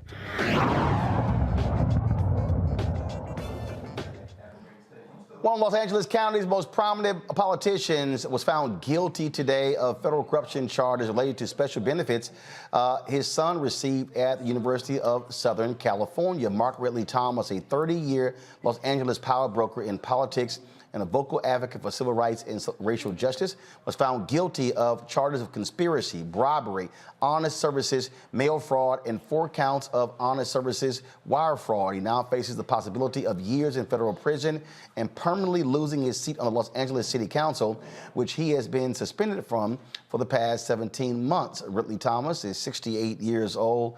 And again, this is shocking to a number of people in Los Angeles because, again, he has been one of the most prominent public figures in that city for quite some time. And so we'll be getting additional details there. Folks, Vice President Kamala Harris toured Tanzania today, the second country on her week-long stop in Africa. First visit was at the State House in Dar es Salaam, where Tanzania's first female president, Samia Hassan, greeted the first female U.S. vice president for a bilateral meeting. Harris explained America's push to strengthen democracy on the continent. Today, then, is part of the strengthening of the relationship between our two countries. And under your leadership, I have full confidence that we will be able to do just that. It's my commitment. Thank you. And the Biden-Harris administration is committed to strengthening this relationship going forward. Today, we will discuss many topics. We have discussed a few already. But the topics we will continue to discuss include the issue, as you have raised, of democracy and good governance. We will discuss and continue to discuss the issue of long-term economic growth for Tanzania, the climate crisis, and then regional and global challenges. On the subject of democracy and good governance, as I said in Ghana, polling tells us the vast majority of Africans support democracy over other forms of government. This reflects a shared desire between us. And the United States will continue to work alongside democratic governments in support of democratic aspirations and the democratic aspirations in particular of the people of this continent. Madam President, under your leadership, Tanzania has taken important and meaningful steps. And President Joe Biden and I applaud you. Thank you. You have been open to working with the political opposition. We have discussed that. You have lifted the ban on political party public rallies. You worked to improve the freedom of the press. And just yesterday, you participated, as you mentioned, in the Summit for Democracy. On the subject of economic growth, good governance delivers predictability, stability, and rule of law, which businesses need to invest. Working together, it is our shared goal to increase economic investment in Tanzania and strengthen our economic ties. Of course, this is the vice president, again, touring there with the president of Tanzania. She is the only female head of state of the 54 countries there on the continent. She also met with survivors of the 1998 bombing of the U.S. Embassy there in Tanzania. Harris visited the memorial on the embassy wall with the victims' names. It's been 25 years since the August 7th, 1998 terror attack. More than 200 people were killed in nearly simultaneous truck bomb explosions in 2 East African cities, one at the United States Embassy in Tanzania, the other at the U.S. Embassy in Kenya. Joining us now is Ann Griffin, Senior Fellow for National Security and International Policy for the Center for American Progress. Ann, glad to have you here. It is not getting the appropriate attention from mainstream media, no shock. But how important is this week-long visit of the Vice President? Oh, it's incredibly important, and it's unfortunate that we tend to struggle with getting the proper media for issues related to the African continent. But it's great because I would say at least five cabinet members have actually taken that trip to Africa as a follow-up to the White House Africa Leaders Summit. So that's great. And of course, all of the issues that Vice President Kamala has mentioned are critical to the relationship and building that partnership with the African continent. Of course, she came bearing checks, also providing opportunities for export deals as well. And the point that we keep raising, this is the youngest continent. It's also 7 of the 10 fastest growing economies. This country needs to have a relationship with the African nations there. Oh, absolutely. And you know, it's interesting, of course, because there are 2 Black senior level officials who are talking, and the fact that she, Kamala Harris, is of African descent, is important. And I think the role that women play within Africa and frankly within the world is key. And that's really a great way that we can use the symbolism of that trip to build on the work that we need, especially when it comes to entrepreneurship, innovation, and creativity, when it comes to really building up the continent and the relationships between the two. And I should say as well, the role of the diaspora is critical. And I think that's something that she said already, of course, quite a few times when she was in Ghana, and will continue to keep that momentum going through her trip to Tanzania and Zambia. Because of that is a powerhouse in itself, not only the entrepreneurship aspects, but also the political and policy-oriented focus that the diaspora can wield in improving the relationship between both regions. And of course, Ella Johnson Sirleaf was the former president of Liberia and the first female African head of state. And the thing here, the vice president has also talked about the importance of developing women as leaders and entrepreneurs there on the continent. Well, absolutely. And I think, I guess what I was trying to say is one black vice president, two, a black president is a critical and really strong symbol. But yes, there is money behind what they're saying and what they're announcing, and that is critical too. I think that's an issue where I think we have a role to play in terms of making sure that they come through with those commitments and those promises. But certainly the $1 billion that is being discussed about what they're calling a global initiative that will buttress the work that has been done and is beginning to be done, focusing on youth and women is critical here. So those numbers are quite high, and it's just up to us, I think, as we follow and advocate for sustaining those numbers in terms of promoting economic growth. All right, Ann Griffin, we surely appreciate it. Thanks a lot. Thank you. All right, Reese, we know you got something to say about your girl. I mean, I just think it's really important. I thank you, Roland, for covering this. So much we take for granted about how historic and significant this is.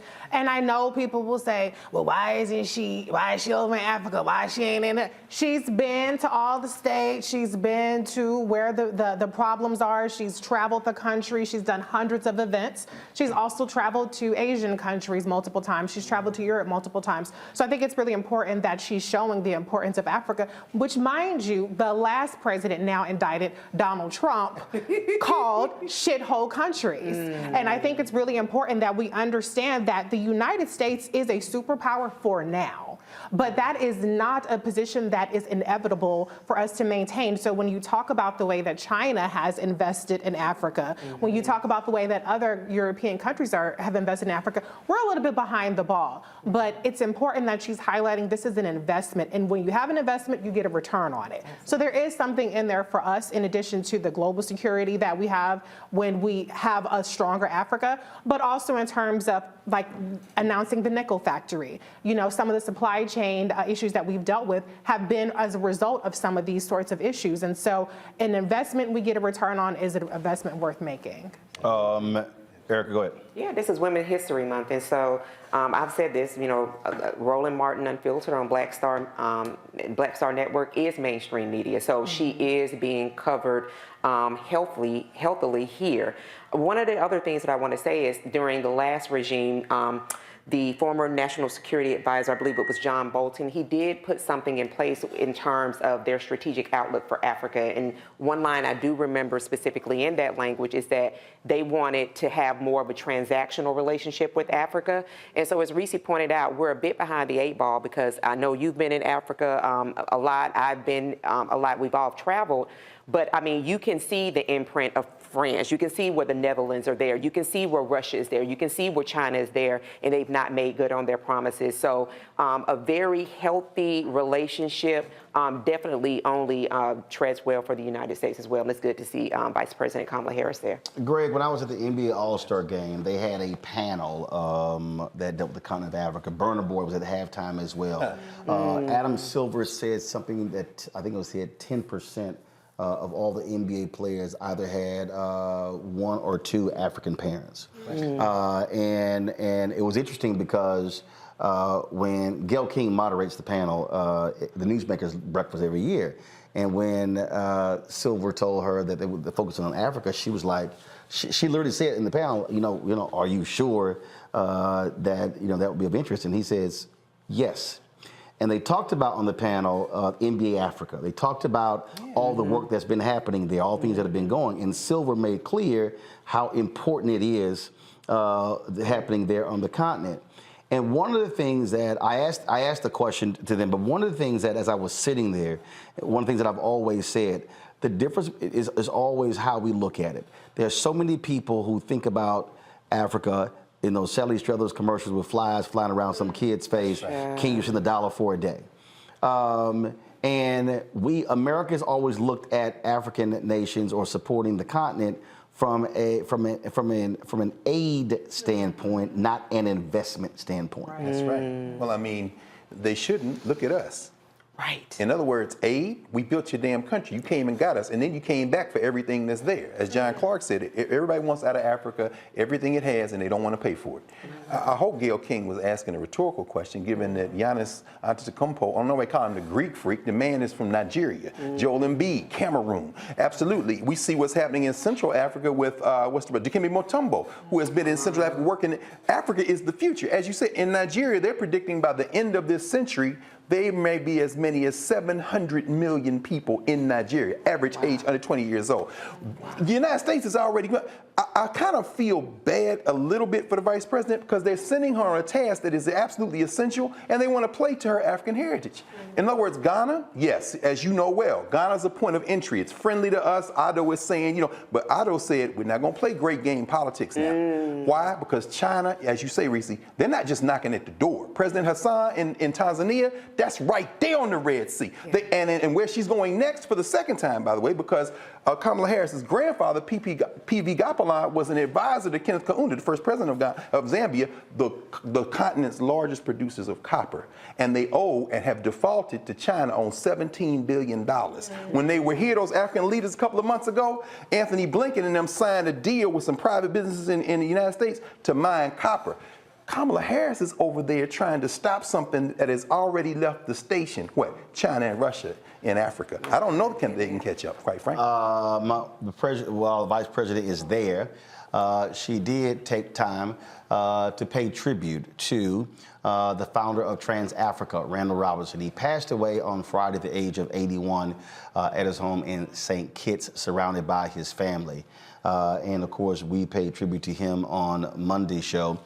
This is the statement that was released by the office of the vice president. Randall Robinson was shaped by his searing childhood experiences with poverty and segregation and spent the rest of his life trying to ease the suffering and strengthen the status of others. From his public legal aid work in Boston to his international human rights advocacy to his work to shape policy in the halls of Congress, Randall improved the lives of tens of millions and advanced the cause of justice. His leadership of TransAfrica helped forge new connections, secure rights, and establish ties across the African diaspora. He risked his own health to secure safety for many Haitians fleeing violence. And the work of the Free South Africa movement helped inspire a global outcry, end generations of oppression, and begin a new chapter of freedom and inclusion on the continent of Africa. Randall wrote so powerfully about those experiences and ultimately his disappointment with the pace of progress in his memory, and let us continue to fight to build an America worthy of his efforts and never forget that people have the power to change the world. Today, Doug and my prayers are with his family. Reese, there's somebody who's watching or listening and they say, okay, fine, she issues a statement. Mm-hmm. But what they don't understand is the White House didn't issue a statement. Mm-hmm. For the vice president to do so, when you acknowledge someone's passing, mm-hmm. first of all, it's in the historical record. Mm-hmm. That's right. And we see statements released all the time by presidents. Mm-hmm. And I don't recall seeing, I don't know, I'll double check if President Barack Obama posted anything mm-hmm. or President Bill Clinton, but this is important mm-hmm. for the historical record, and not just for his family, but for people to understand that a Randall Robinson mattered. Right. And I mean, this is who Vice President Kamala Harris is. She is about giving voice to our community. And that isn't always the household name per se, the flashiest name that everybody knows. It's about amplifying our stories. And she has brought that perspective to the White House in terms of policy, but in terms of the groups that she's invited to the White House. These are not just the NAACP and the Legal Defense Fund. There's so many names that you probably have never heard of that she's given audience to around the country. And so this is significant because for all of the apathy that people have towards politics and the lack of gravitas people tend to assign to it these days, when you look back in history, people aren't looking at who won Twitter that day. People aren't looking at who CNN called breaking news for 5 hours on. They're looking at who are the leaders and of this country and what were they speaking about. And so that's why this is very significant. I'm way over time, Greg, but I do want to give you some time to share your thoughts and reflections on this great freedom fighter. First of all, I'm glad that you're covering this, Roland. And I'll just say very quickly, I knew Randall Robinson. We read 2 of his books in Philadelphia Freedom Schools, The Debt, and we read this book on Haiti, which is probably why Clinton ain't saying nothing, because he was hell on the Clintons behind what they did to Aristide in Haiti. And for that matter, Ronald Reagan, who invaded Grenada, and his friend Maurice Bishop lost his life. I'll say this. There may be no more important figure of African descent in foreign policy in the 20th century other than Randall Robinson. It's not Colin Powell, it's not Condoleezza Rice, because this man moved policy. The hunger strike. I mean, so when Kamala Harris honors herself, quite frankly, which I'm very happy to see, I'm glad Joe Biden didn't make a statement. I hope maybe you can find out recently, the Vice President said, no, let me make this statement. Because by connecting herself to Randall Robinson, she's speaking to history. 100 years from now, ain't nobody gonna remember Dusty Joe Biden, but Randall Robinson's name will only continue to enlarge. I'm glad that the Vice President took all those HBCU presidents to Ghana. We saw them in the, I hope you get to interview a couple of them. I saw the President of Morgan and the President of Howard. Randall Robinson walked away from power. He could have been anything. He could have had a cabinet position. He could have been Randall Robinson, when he left this country and went to live with his wife Hazel in St. Kitts, he said, I tried to love America. It didn't love me. And the minute I decided I'm not going to do it anymore, it was like a weight was lifted off my shoulders. He says, wherever I am in the world, I am an African. I'm a Haitian. I'm a Nigerian. I'm an African from the United States. My country is my people. I'm so glad that the Vice President of the United States gave that statement, because of the work of Randall Robinson. There are vice presidents of the United States, and one day soon the president of the United States, and more importantly, black policy that affects black people everywhere in the world as a result of the work of Randall Robinson and his comrades. Dr. Jamaal Bowman, them know him. Jeremiah Wright was on his board. I won't even get into it, but thank you for covering him, because this country is showing who it is when they do not honor Randall Robinson. It's not about him, it's about them. Well, we talk about folks, African Americans, who played a huge role in what's happening on the continent. I dare say the 2 most prominent figures would be Reverend Leon Sullivan. Absolutely. And Randall Robinson. That's right. Yes, sir. Those Agree. 2 there. Agree. Gotta go to break. We come back. More on Roland Martin Unfiltered on the Black Star Network. This is Erica's last show. She'll explain where she's going.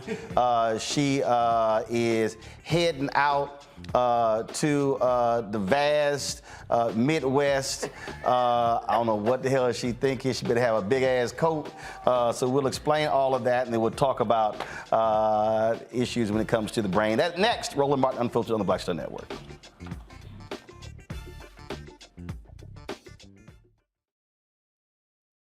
Hatred on the streets, a horrific scene, a white nationalist rally that descended into deadly violence. White people are losing their damn minds. As an angry pro-Trump mob storms the U.S. Capitol, we've seen We're about to see the rise of what I call white minority resistance.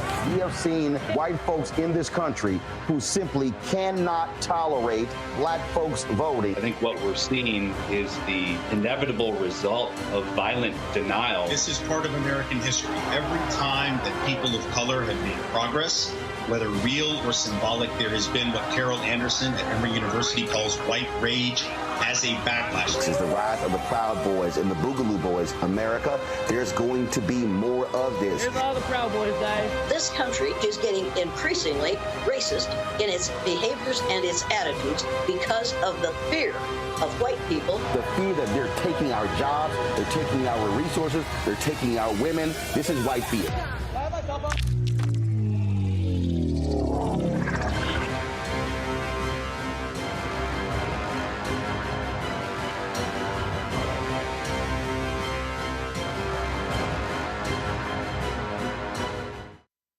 What's up, y'all? I'm Will Packer. I'm Chrisette Michelle. Hi, I'm Chaley Rose, and you're watching Roland Martin Unfiltered. All right, y'all, welcome back to Roland Martin Unfiltered. Y'all hear them noisy students over there? Quiet down, y'all. You can get a shot of them. Get a shot of them. All right, y'all go ahead and wave. Y'all know Julian probably like one of them Catholic church nuns be cracking their knuckles with a ruler or something like that. You know doggone well. Don't let me have to call Method Man. Clifford Harris. Watch out now. Watch it. Don't let me have to call. I can tell your class ain't familiar with Method Man. All right.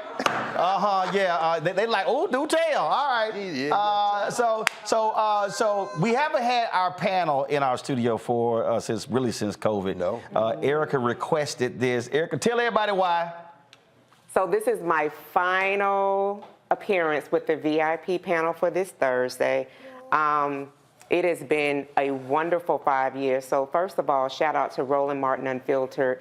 It was 5 years this year that my mentor at the time, who I was doing media training with, Dr. Ava, said, hey, love for you to have her on your show. Roland said, okay then. And so a week later, I've been on and started making regular appearances. And I think Reese said about 3 years ago, we were put together and were dubbed the Thursday VIP panel, throwing up the fist to close out the show and everything. So one thing I shared when I shared it live is that this is not a social media relationship. Y'all already know Reese, my boo. I have a relationship with Reese. I have a relationship with Greg. I have a relationship with Roland. So these relationships will continue, but what I am doing actively on a weekly basis for this show is what's folding for me. And that's because other things are happening, as you well know. I was off the show for 15 months because in March of 2021, while traveling for work as a political executive, I was hit twice by an 18-wheel truck, sustained a number of injuries, but one of them being a moderate traumatic brain injury, and was a polytrauma patient. My parents are here with me. My elusive boyfriend, who people don't think exists, he's here with me. Sorry, fellas. But these people Get a were... Get a shot. Hey, Henry, turn that camera around. Oh my God! Oh my goodness! See? Hearts breaking. Oh my God! No. Especially that pastor in Georgia. Oh man! But my parents. Pastor in Georgia. Great piece too. Okay. At the Mount Auburn trial, he was like, Did you? Stop! You being messy, Roman. You being messy. Look, I deal with facts. That happened. You saw it. Yeah, I saw it. That's crazy. He was down in Texas. Bless him. Oh my God. Been off the market. But these were some of the people, and there were many, many more that were a part of an amazing, amazing support system that allowed me to be able to recover the way that I did. As I mentioned, I was a polytrauma patient, had 9 practitioners. I'm down to 4, and so I am just very grateful to God. Definitely want to thank the Roland Martin Unfiltered viewing body. You all have sold into me tremendously. So this is not a goodbye. This is really a see you later. I'll still be collaborating with Reese on her show on Saturdays, the Reese Colbert Show. That's what I'm talking about. On Sirius XM 126 on 3 p.m. Eastern Time on Sundays. And I have expressed to the RMU team, who is a little salty with me, that listen, if you do need me in the host seat, please, please, please do not hesitate to call. But I'm listening to my body. So you do the black table too? Absolutely. All right, yeah. Absolutely. Okay, so she's not leaving the network. No, but this is just a C-loss, so to speak. So. But tell everybody what you're going to do. Oh, no, that's not for everybody to know. Oh. So let's be very clear about that. But I am moving to higher ground, so I will be transitioning to another city in the next year. Work dealing with the brain. Exactly. So you all know that out of that, brain health and centering unseen injuries has definitely been at my forefront. So I've made a decision to definitely move into the the space of medicine in a much greater way. Wow. So I'm really excited about that. That's going to mean that I'm going to have to move, but I definitely have the support of my family, of my baby. I have the support of my practitioners who are very, very excited. And I just want to share this thing around brain health. One of the things that really helped me make this decision is that though I present well, I do a really, really hard, I work really hard to present well, is what my neuropsychologist would say.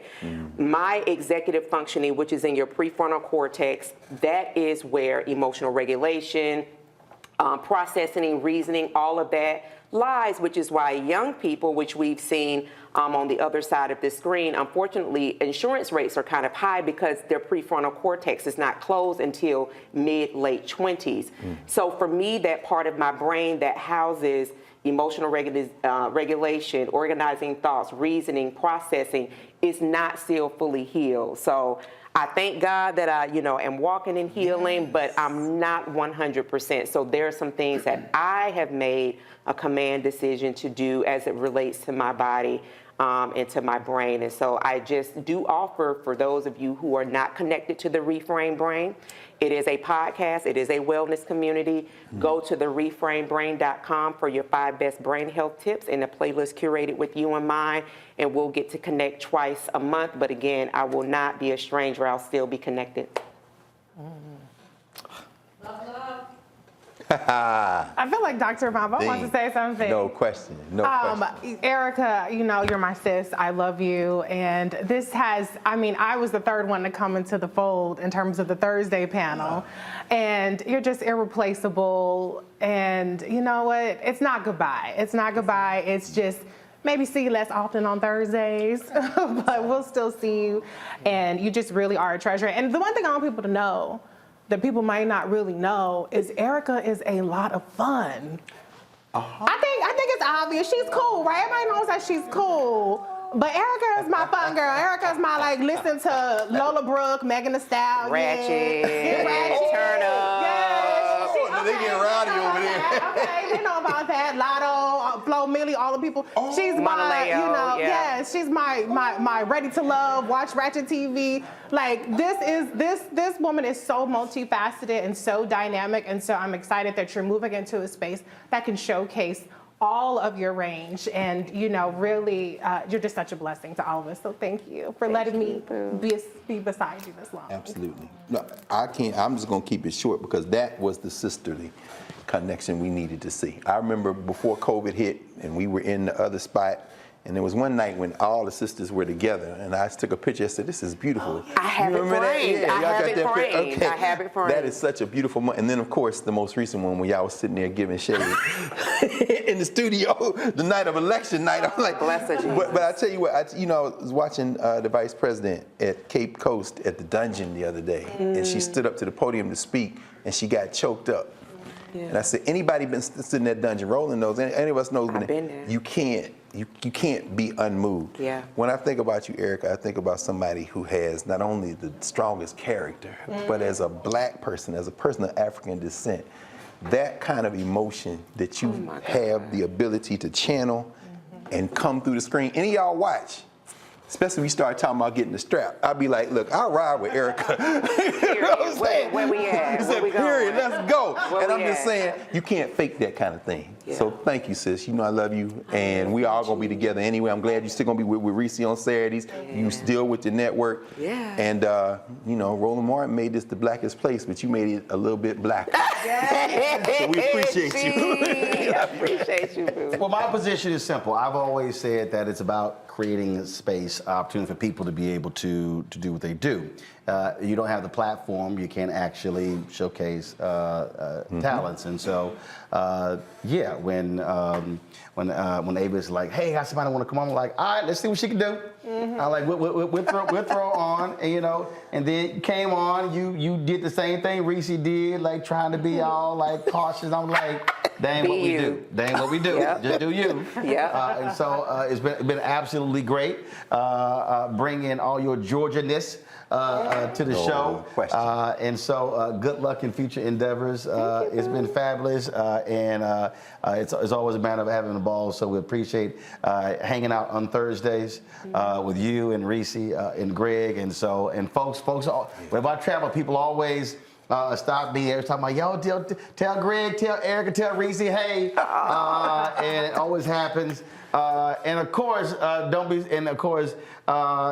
Erica can also thank this show for going down in history because she is forever a meme because... That's facts.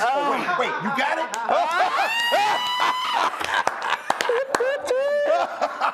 Look at the Lord. Facts. Oh, my God. Meme. Y'all see that? Look. Oh, my God. So that, of course, was from our election night coverage. State of the Union. When the Jesus. When the yes. when Dina, the black conservative, bless her, Jesus. We were having a conversation about abortion, and things got just a little bit heated. And then, of course, everybody talked about my conversation with Philip. And people actually thought it was a laugh track, and I kept trying to explain to people it wasn't a laugh track. That was actually Erica. We were live. We were live on the air.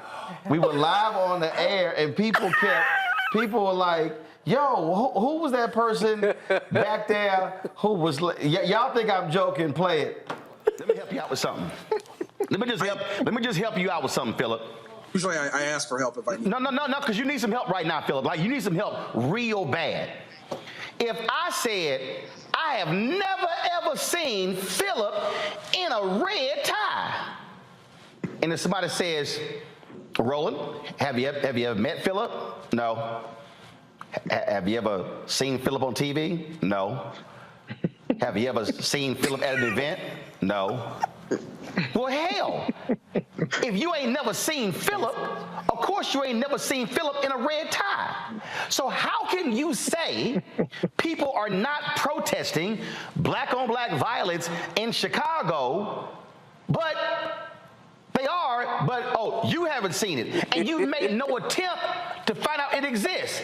But let me ask you this question, and this is a second. I want you to answer that one too first.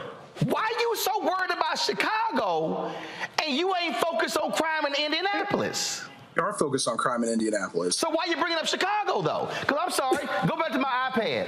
I'm looking at your column.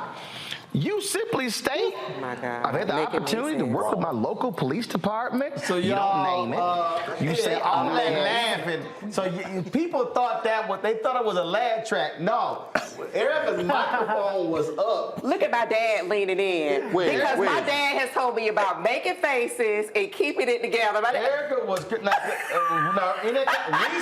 Reese muted her phone. Yeah, Erica ass, she was cracking up. Laughing, y'all. See. Y'all, she was cracking up. It was funny. Laughing the whole time. It was funny. Yeah. But wait, you have to her classic iconic phrase. Baby, the son of a Klansman. That's who he is. And he was indicted today. Women's History Month. My last day. Come on. Praise his holy name. Thank you, so it was we blessed. That was your president. He said happy. Yeah, y'all. So it was I just want y'all to know that was not a laugh track at all. That was literally Erica cracking up laughing while Philip was drowning.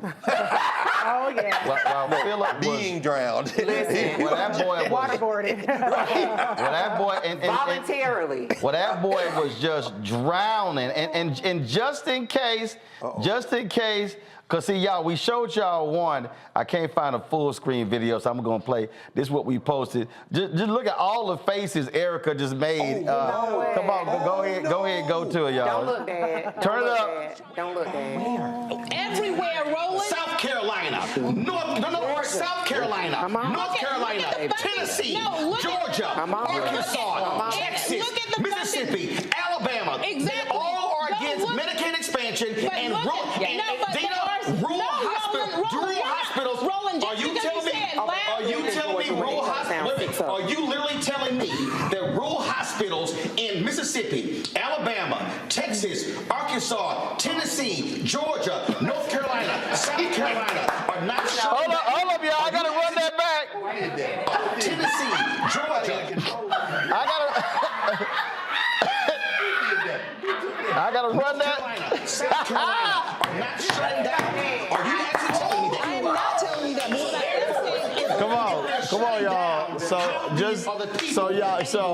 And if y'all heard that, say that. Erica thought she was in church, y'all. Erica thought she was in church. Yeah, all did on that couch. Always in church, That was serious business. We always in church. So that happened. That did happen. I did not. I know I'm over time, but it's all right. I'm good. I meant to play this earlier. Did y'all see Congressman Jamaal Bowman? Oh my God! I thought he was gonna choke Massie out, man. So y'all saw the congressman was letting Republicans know y'all acting a fool over the shootings and stuff, and he decided to go ham. I want y'all to look at Steny Hoyer trying to calm Jamaal down. Then finally he was like, "Nah, I'm just gonna leave this Negro alone." I'm too old. Y'all roll the video. Roll the video. Catch the straight up in this. And they go to the Senate, ask the same questions. They're cowards. They're all cowards. They won't do anything to save the lives of our children at all. Cowards. Pressure them. Force them to respond to the question, why the hell won't you do anything to save America's children? And let them explain that all the way up until election day on 2024. Let them explain it all the way up to election day on 2024. They're freaking cowards. They're gutless. They're not here. I'm talking about gun violence. You know, there's never been. I'm talking about gun violence. A school that allows teachers to carry. Oh my God. Carry guns? You think more guns lead to more death? More guns lead to more death. Look at the data. You're not looking at any data. You're carrying the water for the gun lobby. Look at the data. More guns lead to more deaths. States that have open carry laws have more deaths. States that have open carry laws have more deaths. Are you listening to what I'm saying? Calm down. Children are dying. 9-year-old children. The solution is not arming teachers. Have you ever worked in a school? Have you ever worked in a school? Have you ever worked in a school? Have you ever worked in a school? It's a yes or no question. Have you ever worked in a school? You will not answer my question. Don't stop and talk. Y'all, and that thing just continued. That's the kind of heat we need. Period. And I like how he said, I was screaming before you came. I'm gonna put the motherfucker hater. But that was the energy he was giving off. He was giving off like, don't come over here checking me about my tone with kids dying. You know what I'm saying? It's the Republicans.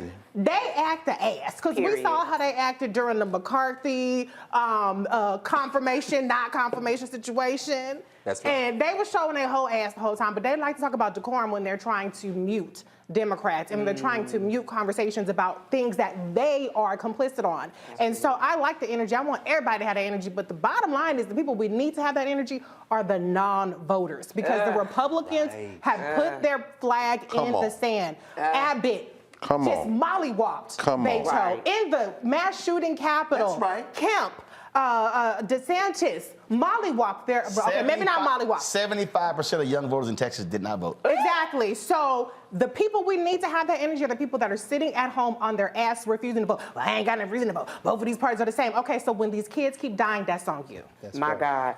Greg? Nah, you saw that. We taped a segment of the Black Table today. Monifa Bandele, who was out of Brooklyn, works with Moms Rising. She was talking about Jamaal Bowman. So I asked her, I said, you know Jamaal? I said, oh yeah, I know Jamaal. He's an educator. He has open schools. And he was one of the first people to sign on to the work they're doing around maternal health. Black women are dying in this country. It's just ridiculous. And so the man has had enough. I said, did you see the thing? She said, oh yeah, I saw it. That's him. That's New York right there. And Thomas Massie, who built his own house, takes pictures with all these guns and stuff in Kentucky. That's great, baby. We stand in the hall now. You want to dance? Jamaal Bowman back there, he was in his face. I'm glad everybody was there with the recording, right? Because this is a black man who's had enough. And these are white children. I'm from Nashville. Now, there was a black man that died. He was the custodian. Yeah. This brother just trying to go to work. Nobody went home. And before I let Erica with the last word, I just want y'all to understand how crazy these Republicans are. That was Representative Jamaal Bowman. This happened in a committee hearing with Congresswoman Stacey Plaskett. Oh, Stacey Plaskett. Y'all watch this. By Louisiana Attorney General Jeff Landry, where he decries all political violence and calls for an end to that and asks for respect for all political viewpoints. Without objection. Another thing we can examine because he's not here. Very good. No, you can examine it. It's a document. He's going to examine him for what he wrote and the intent behind what he said. Well, I would just point out that that's unanimous consent for documents, and we got the document right here. Chairman, he handed to you. Mr. Chairman, I would ask unanimous consent. The chair now recognizes Ms. Wasserman. Mr. Chairman, I have a unanimous consent request, Mr. Chairman. One by Louisiana Attorney General Jeff Landry. Period. I love that. And I think Mike Johnson, isn't he the one that adopted like a black son? And I think that's him. We're talking about Louisiana. We're talking about... this was the quote, you didn't hear it. She says, honey, she said, I know this man didn't just shove his paper in my face. Honey, when I say you got the wrong one. Period. Me and G were just talking. I said, that sister's from the Virgin Islands. She will give him the business. And then when we talk about the state of Louisiana, their senators, you're talking about a senator that on record talked about black women maternal health not mattering because it was black women that were involved in that. And I know I kind of, just to really kind of paraphrase what he said, but Plaskett energy, Bowman energy, when we're talking about what is going to be the present and the future of this country, I said it on the show 4 weeks ago, we cannot continue to go in the direction that we're going for another generation. No.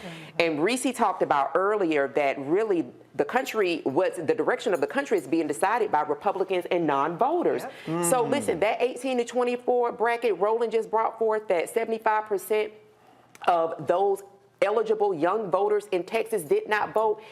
Give me 75% of everything you bring in your pocket. How about that?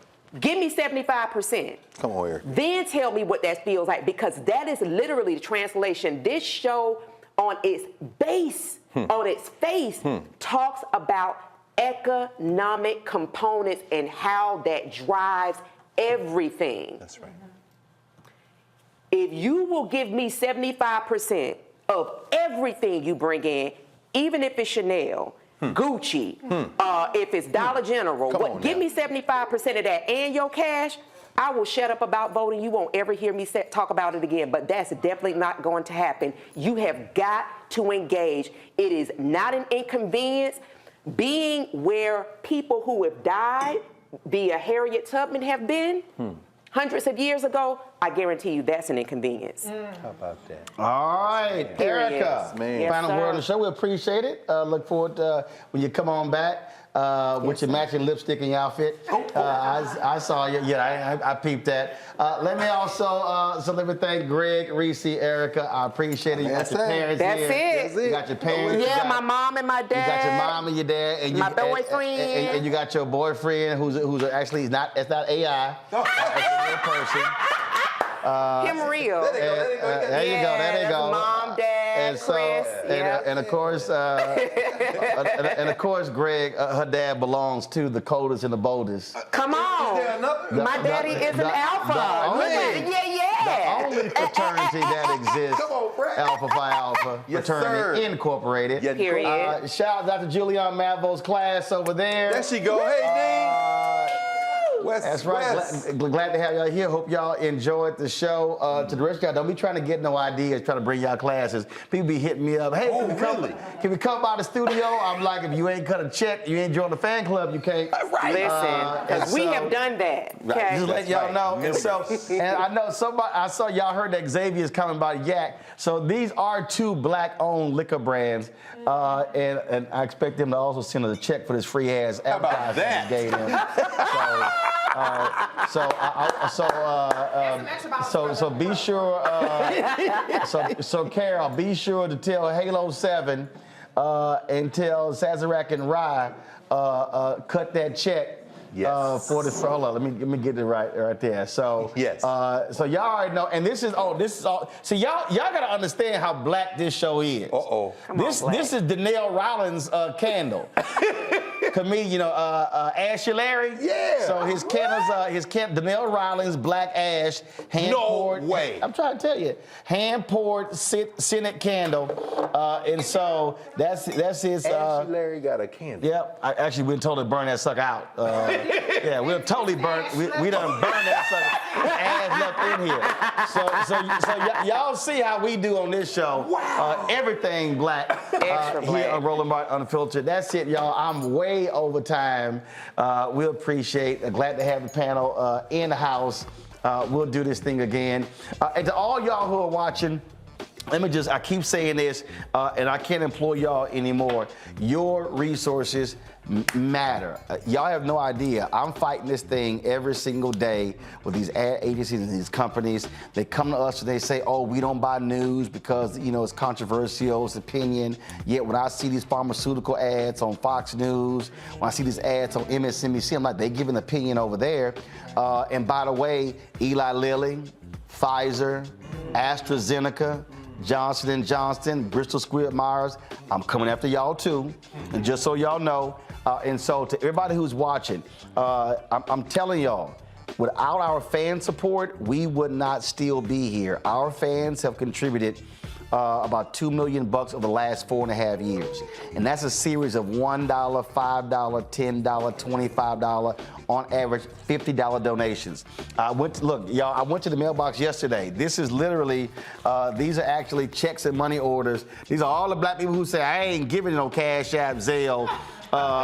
So don't think I gotta literally open every single one. I gotta sign the back of it. I gotta pull the camera out and take a picture and deposit it. Oh yeah, trust me. And so again, it matters. And I'm telling y'all, information ain't free. I know a bunch of y'all sitting here watching, y'all comment on YouTube, but this information ain't free. And so your support matters.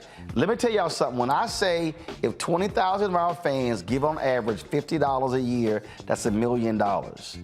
Y'all, you take that, you take with what we generate on YouTube, the network is paid for. We absolutely need you to support us in what we do. There are people who can't give 50, they give less. The people who actually given us more. Last week I had 2 people who sent us back-to-back days $1,000 checks because they believe in what we're doing. And trust me, y'all, I get stopped all around the country. I get brothers come up to me who've been in prison who say, bruh, your show got me through prison. And they tell us that too, to tell you. Yeah. We all hear that. So people stop us. There are people who say, man, I didn't know nothing about politics. I've met people who are now in office who say they learned politics watching this show.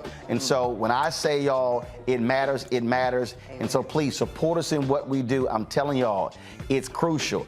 Y'all, it's an advertise. Look, y'all don't understand what's happening right now. I'm telling you. Okay, folks are having layoffs. ABC News just announced layoffs. Disney, ESPN. I'm not trying to lay anybody off. We're trying to keep our status quo with our staff. We want to build. Your support matters. Check and money orders. Go to P.O. Box 57196, Washington, D.C. 20037-0196. Cash App, $RM Unfiltered. PayPal, R Martin Unfiltered. Venmo, RM Unfiltered. Zelle, Roland at RolandSMartin.com. Roland at RolandMartinUnfiltered.com. Henry, give me a 2-shot of the panel and then of the group over there to close us out. Give me that 2-shot. And so again, y'all, contribute to the show. If you haven't given, do so, because I'm telling y'all, we're fighting a good fight. And there is no, let me be very clear, there is no other show like this show in America. No. Period. None. No. There's no other black-owned media outlet that does what we do. No other show. We are 2 hours every night. Roger Muhammad is 2 hours every day. Right. We've got Greg's show. We've got Deborah Owens' show. We got Jackie Hood Martin's show. We got Stephanie Humphrey's show. We got 3 shows in development. Y'all, this thing is real. We're building it, but your resources absolutely matter. All right, you got my 2-shot ready? Wide shot here and the shot now 2 shot me in the group. I need this shot and then there we go. All right, y'all. I am. Oh, look at y'all throwing the fists up. Hey! Look at y'all. All right, LA right there. So I get. You got the 2 shot. You got in the box. You got the box. You got it. I need the 2 shot. I need it in the box.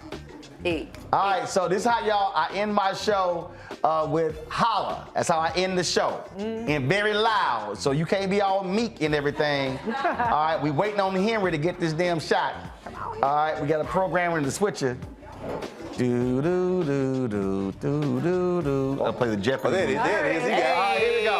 All right. So on 3, we're gonna end the show with a holla. All right. 1, 2, 3. Holla! Wow. That was beautiful. Oh, goodness. Wow. Black Star Network is here. I'm real revolutionary right now. Support this man, Black Media. He makes sure that our stories are told. Thank you for being the voice of Black America, Roland. Stay black. I love y'all. All momentum we have now, we have to keep this going. The video looks phenomenal. See, there's a difference between Black Star Network and Black-owned media and something like CNN. You can't be Black-owned media and be scared. It's time to be smart. Bring your eyeballs home. You dig? Pull up a chair. Take your seat.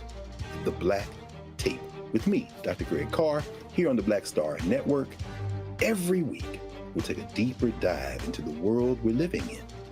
Join the conversation only on the Black Star Network.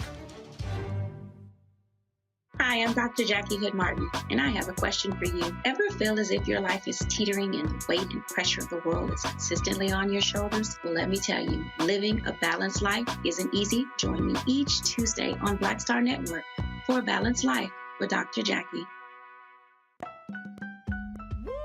We're all impacted by the culture, whether we know it or not. From politics to music and entertainment, it's a huge part of our lives, and we're going to talk about it every day right here on The Culture with me, Faraji Muhammad, only on the Black Star Network.